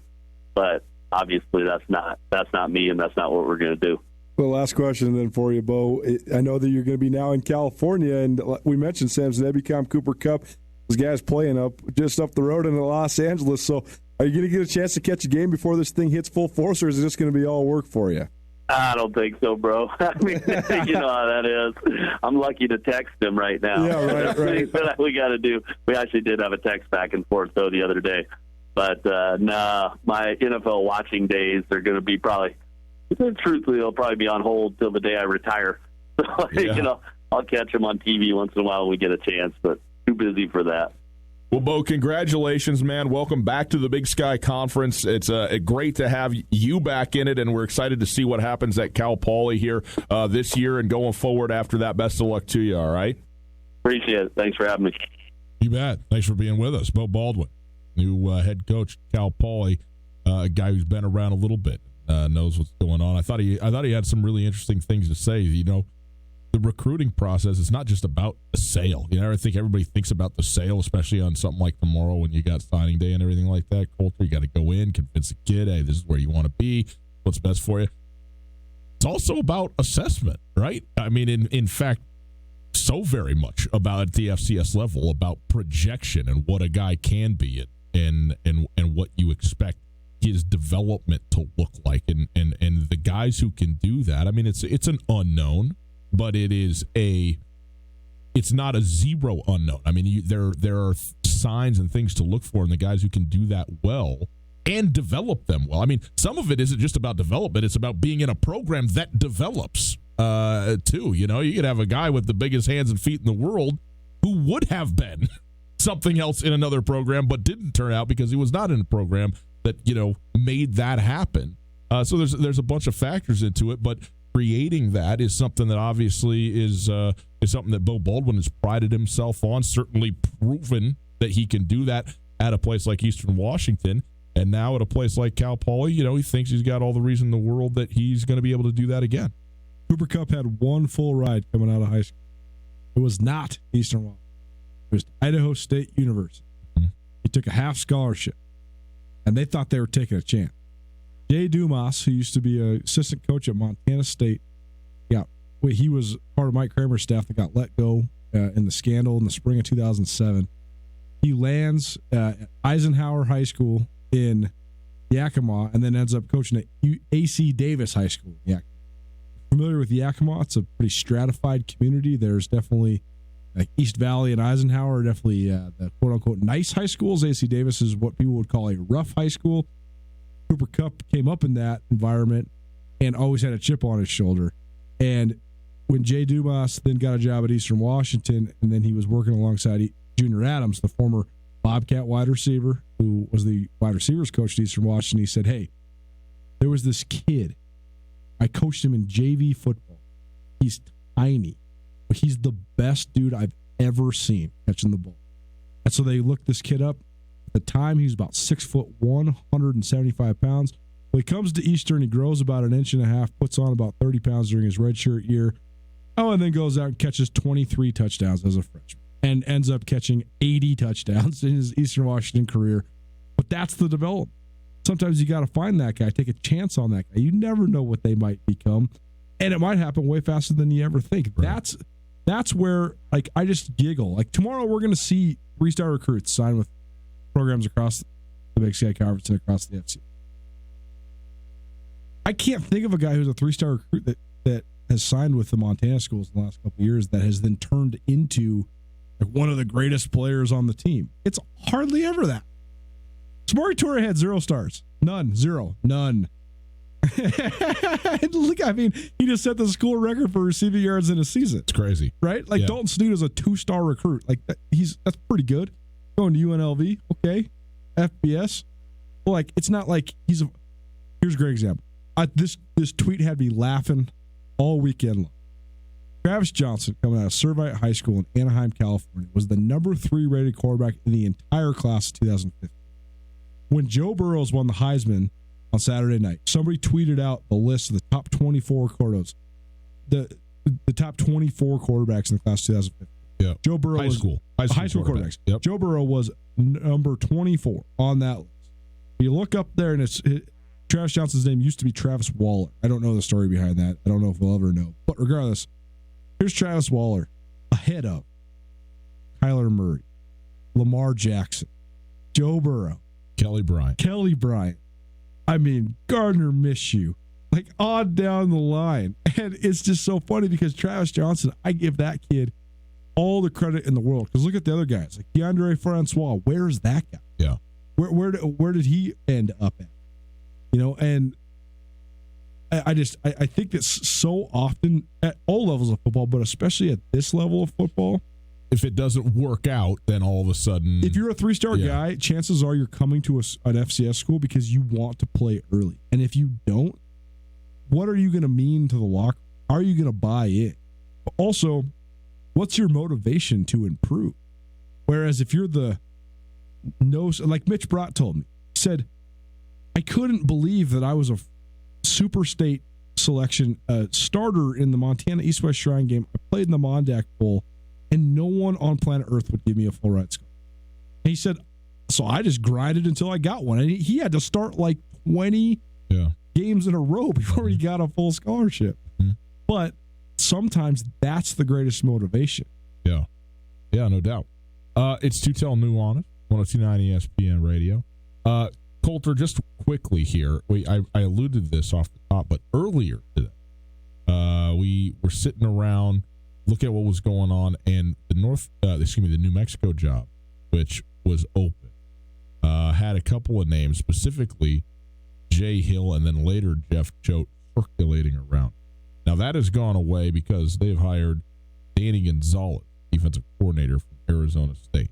But do you think there's a chance that anybody gets hired? I mean, we're at a point now at the FBS level where most of the jobs that were going to become open have been open, and the search has commenced. And if we were going to hear about some of this stuff, you would have thought we would have heard about it by now, because the season is over for the bad team. But nonetheless, you still have places like New Mexico that probably got to take some time before they are able to kind of identify their candidates and get that thing rolling. Is there any chance that anybody leaves the Big Sky Conference for another job in this offseason? I don't think so. Yeah. I think that when you see news like Jay Hill has emerged as a leading candidate for the New Mexico job when he's in the middle of a week of preparation for the semifinals, oftentimes that's like a leak from maybe even his camp to try to leverage a contract extension or more money from Weber State. Because right now, Jay Hill has Weber State at heights unseen. They have never been to the semifinals of the FCS playoffs. Right. But on the other hand, you have to also wonder just what's the ceiling of Weber State? It's going to be a matter of time before Jay Hill leaves, because I just think that where can you take Weber? Yeah. That's better than it is right now. I mean, who knows? Maybe he hits imagine if he would have gotten Jake Mayer a couple years ago. And that's who it came down to, Weber State and UC Davis. Imagine if he would have hit on Jake Mayer, where they would be right now. I mean, They might be a national championship favorite. And by the way, when we say these are being, circulated, we're talking about Bruce Feldman. I mean, this is a guy who is not just putting stuff out there willy-nilly or, tweeting stuff that isn't real. I mean, Bruce Feldman is one of the best there is when it comes to reporting and journalism in college football. And so we're not just like, hey, some 8-year-old from Pensacola tweeted something. Lots of 8-year-olds from Pensacola are trying to keep their thumb on the Big Sky Conference coaching circuit. So that is. But anyway, so for what it's worth, so where we're coming from on. I thought that the Jay Hill stuff came from Football Scoop originally, and then it had several different reporters that were in on it and with sources and stuff. But then the Choate thing seemed like piling on. I don't know. I'm not here to question Bruce Feldman. He's one of the great college football writers. He's got more sources than I could ever even dream of. But it was a quote tweet of his Jay Hill tweet that said, watch out for the name Jeff Choate as well, because he's also got his Big Sky team in the semifinals. But I've talked to people at Montana State, and they said that Choate was not in any way involved in the New Mexico job. I don't know, man. I mean, Jay Hill has experience coaching in the Mountain West as well as in the Pac-12 during his time at Utah. There's no parallel for Jeff coaching. That would just make zero sense. And I just, with the facility upgrades that Montana State's about to go through, with how much Jeff Choate has talked about how he likes coaching at this level, he likes being a head coach, he likes coaching, being a head coach at the FCS, and the fact that his son plays for the team, I just think it's going to take a pretty special opportunity. All right. Speaking of, we'll be coaching Saturday at North Dakota State. North Dakota State's been on quite a run. He had some thoughts about that run that they've been on, just in the landscape of college football in general. We'll bring that to you and have a discussion right after this. Hey, by the way, I want to tell you guys, this Friday, we're going to be at the Southgate. Coulter and I doing the show live, 4 to 6, Friday night. It's December the 20th. You got a ton of shopping to do. Go to the mall. It's all there for you. We're going to be setting up right there in Clock Court next to the clock. We'll know exactly what time it is. We'll hit all of our marks on all of our segments, undoubtedly. But come on down and hang out with us. We'll even hang out for another hour or so after the show and chat with you, whatever you'd like. We got a bunch of stuff to give away from AMC, Bucky's Market, Champ Sports, Just Sports, and also Red Robin. So we'll be giving plenty of gift cards and things out to these different shops and stores, restaurants around the mall, and having an all-around good time. Holiday spirit, man. Festive down there at Southgate Mall. So we're looking forward to that. So come on by, say hi, hang out with us, and get some shopping done, for crying out loud. Friday night at the Southgate Mall. Back after.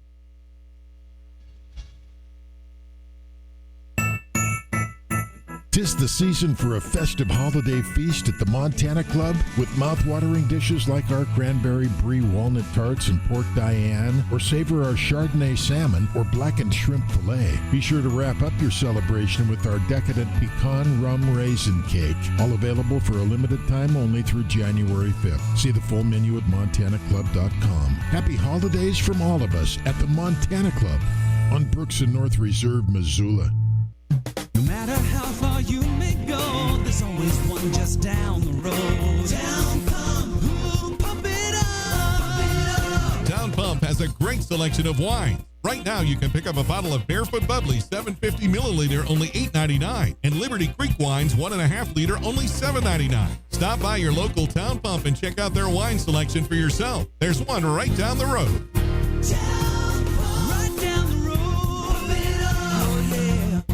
Hey, Colter Nuanez from Tutel Nuanez. You need a great place for a Christmas gift. I got a spot for you. Aspen Sound in Missoula. They got all the hookups for everything you could possibly need for your vehicles. What are some of the sweet things you got going on down there, Tom? Thanks, Colter. Apple CarPlay and Android Auto have sure been popular this year for safety and convenience. You can do text messaging, maps, pretty much everything you need, phone calls, music, everything right from the touch of your radio. We also have remote car starters, as you know, and window tint. Lots of goodies at a great price. Come on down and see us. Feel the music at Aspen Sound. This is Mike Nugent with Berkshire Hathaway Home Services. Berkshire Hathaway provides Western Montana with full-time real estate professionals for you whenever you need us. Our reputation as the state's most knowledgeable and available real estate group has helped build unmatched trust in the Garden City and statewide. If you have been thinking of making a real estate move in the short or long term, give me a call. No pressure, no expectations. Just professional opinions and service at whatever pace you are comfortable. Give me, Mike Nugent, a call today, 531-1802. And remember, every question is good to ask. Bethel Community Church offers a free clothes closet that is open to the public each Tuesday. There are literally thousands of new and gently used items for the entire family in virtually all sizes. There's a good selection of cold weather clothing as well as casual, dress, and professional clothing, shoes, coats, and more. People are invited to take whatever they need. Call Bethel Community Church for more information at 721-2780 or visit www.bethelmissoula.com.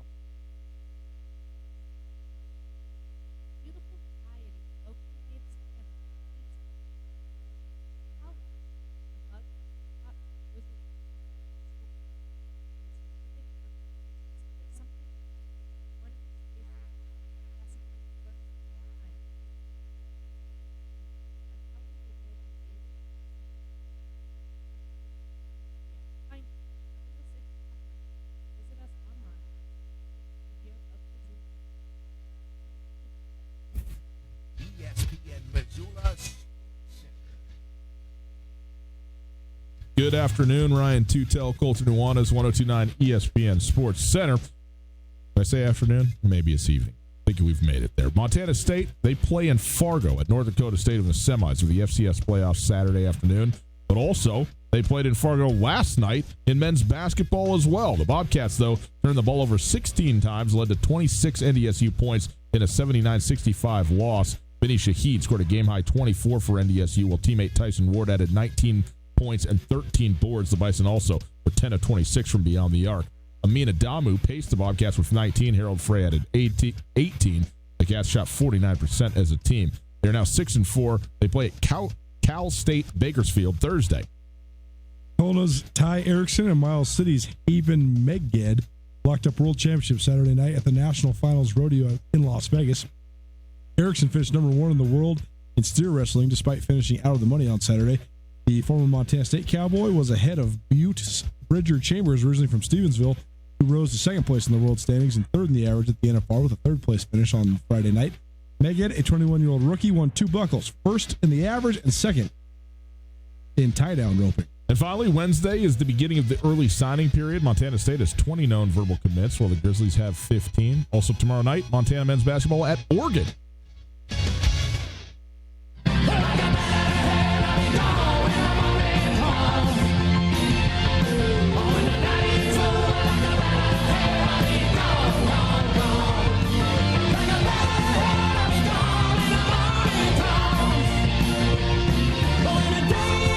Where are you at on Meatloaf? Man. If you spend as much time with my 2 best friends growing up, I did. Yeah. Former Grizz football players, but also opera performer extraordinaires. Songs like that become true rock opera comedies that they are singing and fighting to, and they are at first hilarious and afterwards excruciatingly annoying. Yeah.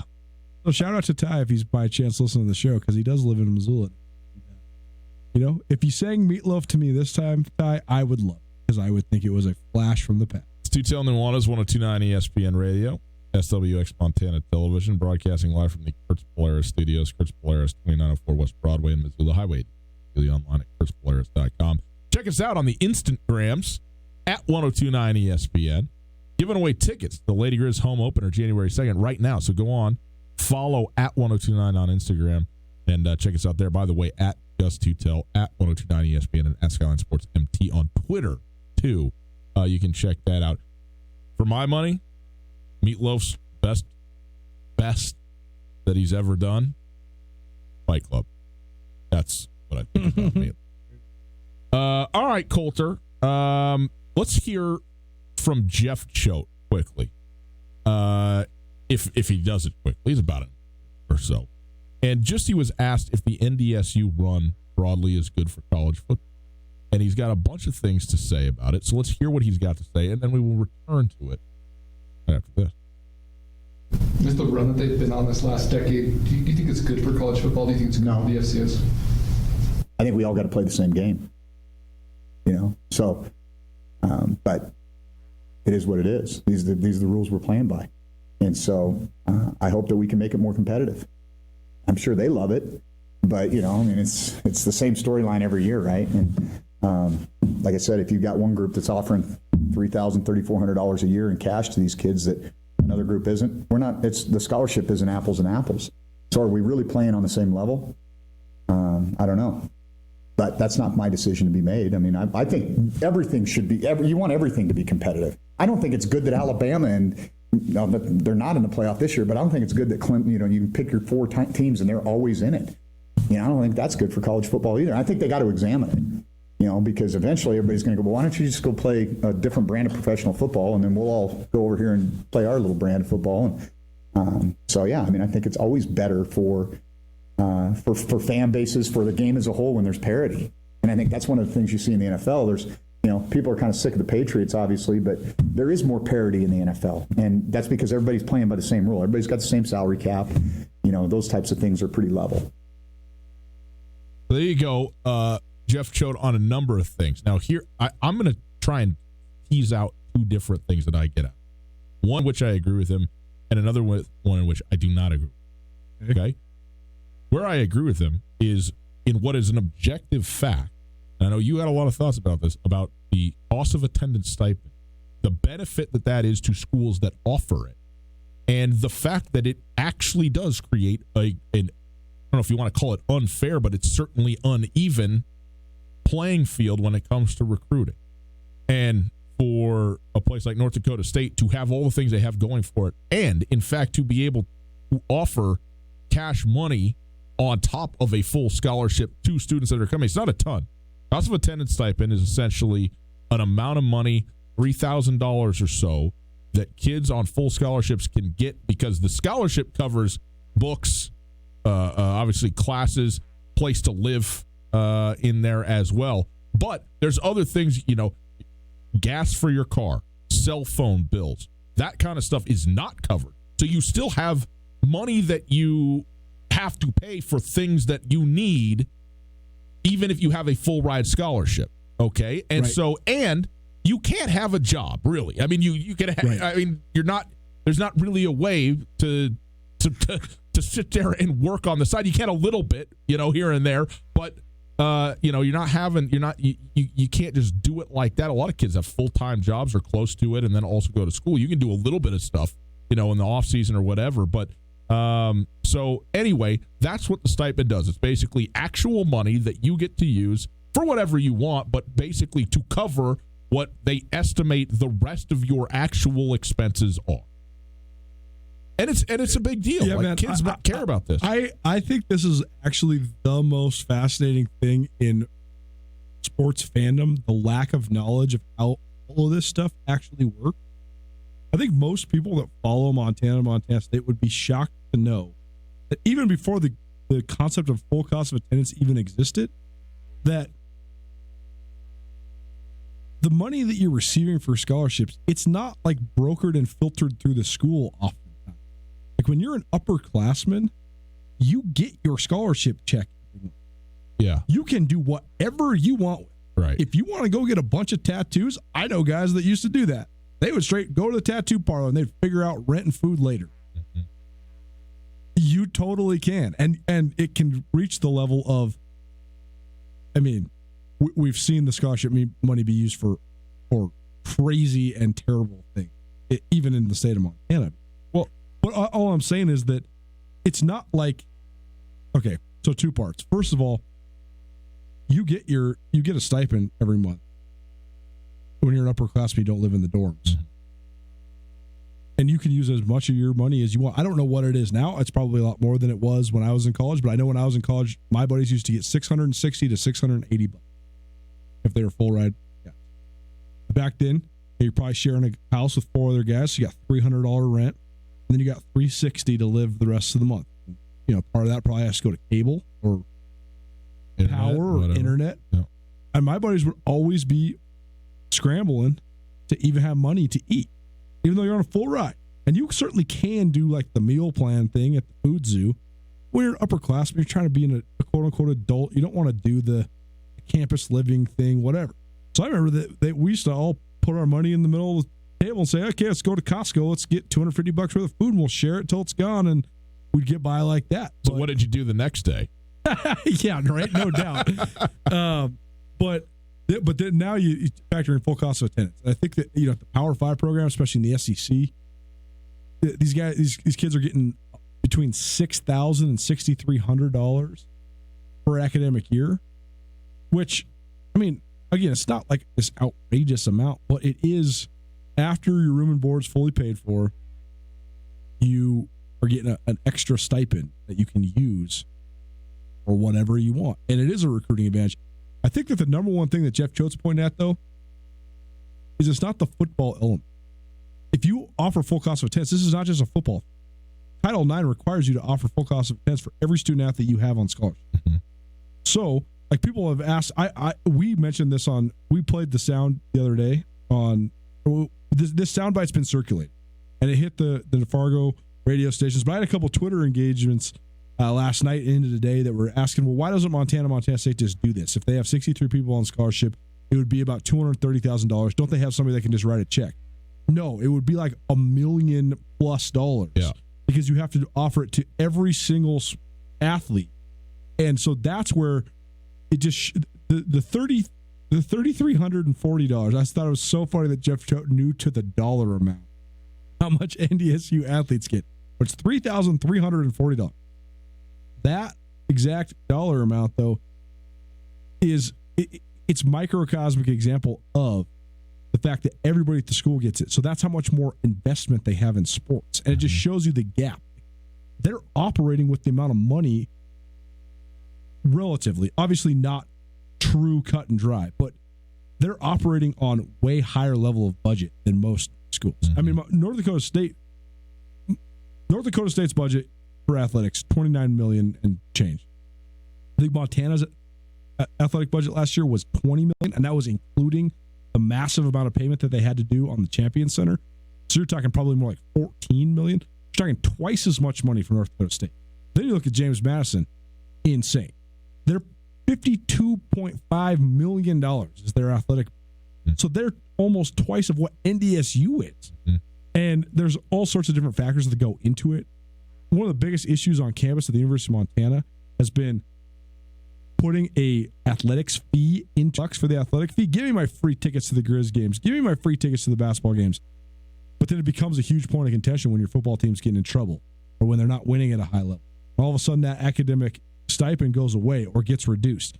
James Madison straight up charges like $300+ per student. And when you have 25,000+ students, that is a gigantic influx of money into your athletic department. Hasn't been the case here, but it is the case in North Dakota State. It is the case at James Madison. Yeah. So I think that, is North Dakota State's run for college football? I don't know. What do you think? Is North Dakota State's run good for college football? We'll take a break. We will come back, and we will discuss that very point, because I have some thoughts. Okay? Do that right after this. Hey, December is winter prep month at Shine Auto Detailing. The roads, salts, and sands wreak havoc on the paint and finish of your ride. Protect your car and truck from the harsh winter elements by having a premium exterior detail, which includes a ceramic coating final finish from Shine Auto Detailing. Listen, you get that final finish when spring comes around, you simply drive through the car wash. It'll look like new. No chips, no dents, none of that stuff. If you care about your ride, protect it from winter. And this week, you're going to save $50. So call to schedule or just search Auto Detailing in Missoula. Pick the one with over 100 5-star reviews. Schedule online, shineautodetailing.net, shineautodetailing.net. If you're looking for the perfect Christmas gift, think spicy. 'Tis the season for seasoning with gift packs from Alpine Touch. 4-spice pack includes 4 Big Mountain flavors for just $19.99. Go to alpinetouch.com right now for gifts sure to keep mouths watering year-round. And if you plug in the code ESPN at checkout, you'll get a free bag of Alpine Touch sunflower seeds. From gift packs to gift cards to the Grand Slam package, Alpine Touch makes the perfect gift for anyone on your list. Go to alpinetouch.com right now to order. Alpine Touch, Montana's special spice. Hi there. It's Les Schwab Tire. Well, more like Les Schwab alignment, brakes, shocks, wheels, and tires. Now, some tire places don't offer. They only sell tires. And we're not sure how they sleep with it, because all those services affect things like sleeping and shopping. That's why we offer more tires to help you. Stop by or book an appointment at LesSchwab.com. Les Schwab Tire, doing the right thing. On Russell, across from the fairground. In Western Montana, we know shopping local matters. And you may think you'd pay more for the quality and customer service that comes with it, but not at Selway Armory. Selway Armory is locally owned with knowledgeable specialists that can answer your questions. In addition to the expertise, though, Selway Armory also has a bigger selection and lower prices than the box store. When you're in the market for firearms and accessories, save money with experts at Selway Armory. Selway Armory, 2825 Stockyard Road, Unit E6, and online at SelwayArmory.com. Have you been in an accident and have no idea what to do? I'm here with Catherine from the Advocates Injury Attorneys. Unfortunately, people are injured in accidents every day, and dealing with the insurance company can add even more pain to an already bad situation. That is where hiring the advocates can help. Let us guide you through the process and take on the hassles for you so you can just focus on your If you've been injured in an accident, give the Advocates a call, 406-640-4444, or online at montanaadvocates.com. The Advocates are on your side. This is Tom Skerritt for the Brooklyn Each year, Nearly 2 million children die from preventable diseases. Each day, 30,000 people die from hunger. 500 each hour are children. The Borgen Project is turning this around. We need your help. To learn more, go to borgenproject.org. That's BORGEN project.org.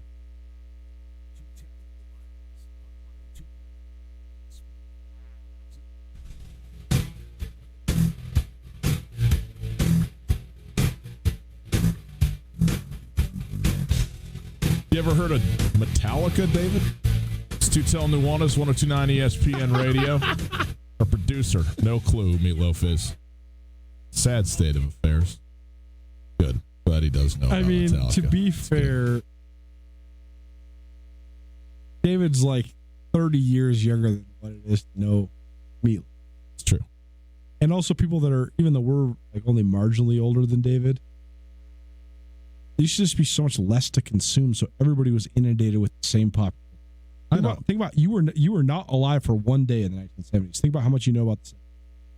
So very much. And think about how little people that were born in the 90s and 2000s know about the 70s. Nothing. Started with 70, then it went to 71, 72, and it carried on like that till it got to 80. Then I came. It is Tutel Nuanez. We are broadcasting live from the Chris Polaris studios. Chris Polaris at 2904 West Broadway in Missoula, Highway 83 in Sealy. Online at chrispolaris.com. If you would like to go ahead and listen to the show, you can listen to the whole thing at your leisure, on your terms, on your time, on the podcast. Tutel Nuanez podcast available wherever you get your podcasts, and it is available thanks to Wingate by Wyndham Hotel. Again, Lady Grizz tickets, we're giving them away on Instagram at 1029 ESPN. You want them, you got them. An 8-pack to the January 2nd home conference opener. Okay?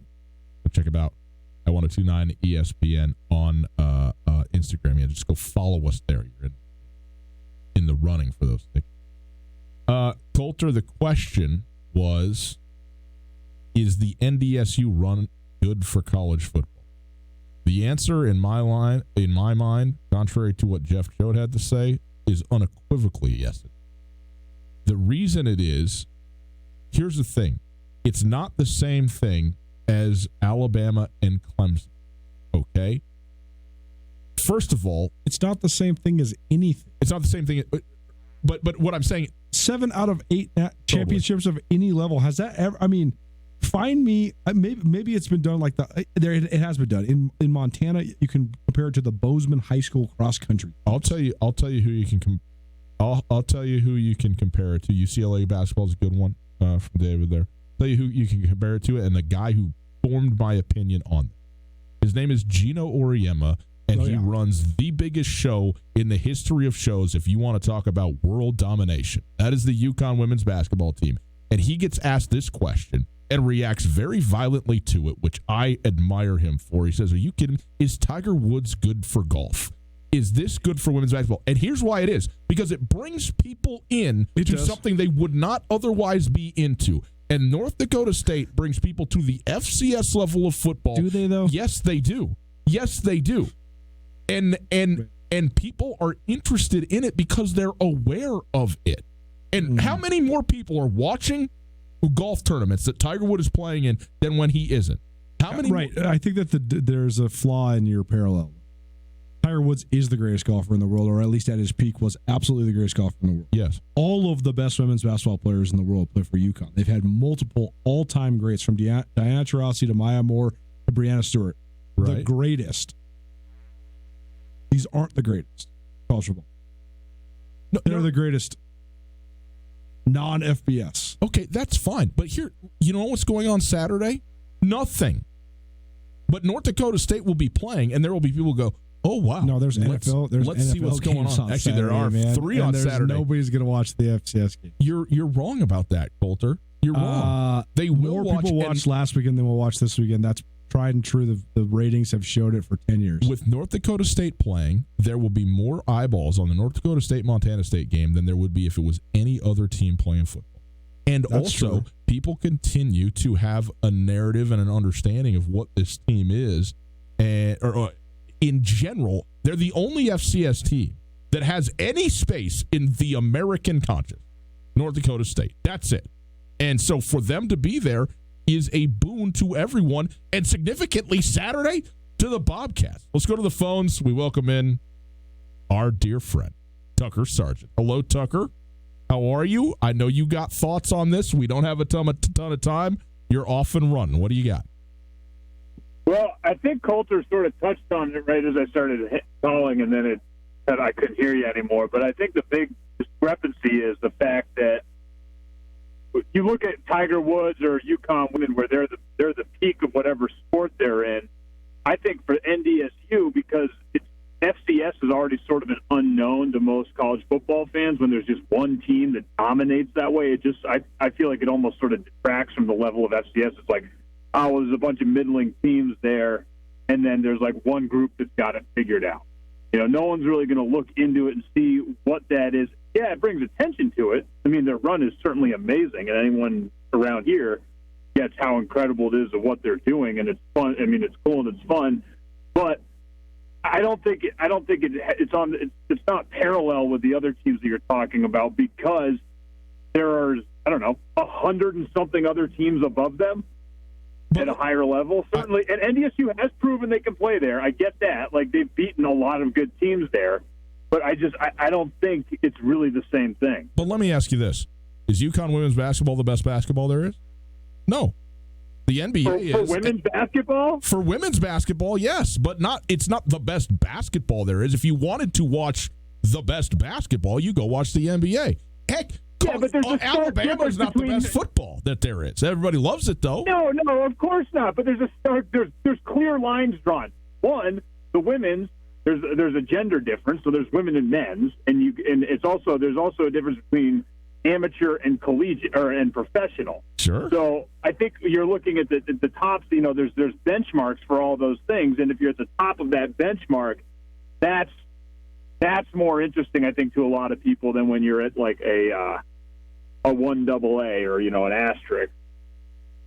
Well, I'm going to just have to disagree with you on that, because they are at the top of the benchmark. They're at the top of the FCS. Coulter, what do you think? I want to hear Coulter's opinion. Coulter agrees with you. I think that, man, I think that the disparity in spending in college football is really stupid, because I think that football should be a salary cap sport no matter what level you're playing at. I think there's a definitive reason why the NFL is the most popular sport in the world, or in the country at least, and that is the fact that parity is so ripe. The Browns are the only team in the entire league that did not have an above 500 record one time this decade. Mm-hmm. Every other team gave their fan base at least a glimmer of hope that they could win.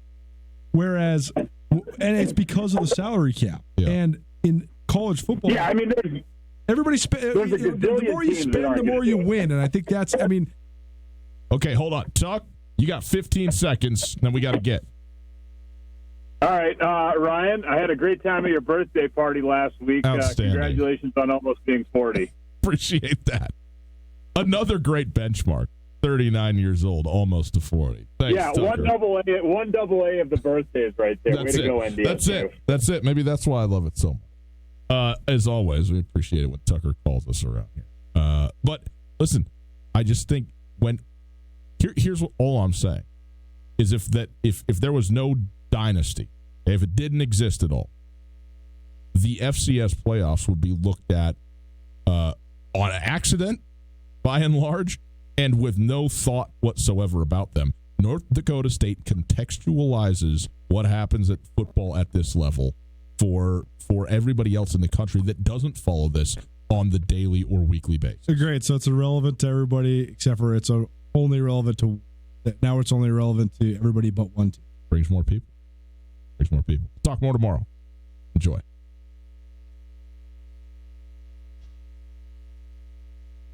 There's a saying, opportunity never knocks twice. When you're ready to take advantage of your next opportunity, look to your local Opportunity Bank of Montana. Opportunity Bank offers options for mortgage loans, small business loans, equipment financing, agriculture, and more. Our experienced team can provide solutions to help you welcome your next big opportunity. There's nothing like the feeling of progress. So let's get started today. Come see us at your local Opportunity Bank of Montana. OpportunityBank.com, member FDIC, equal housing lender.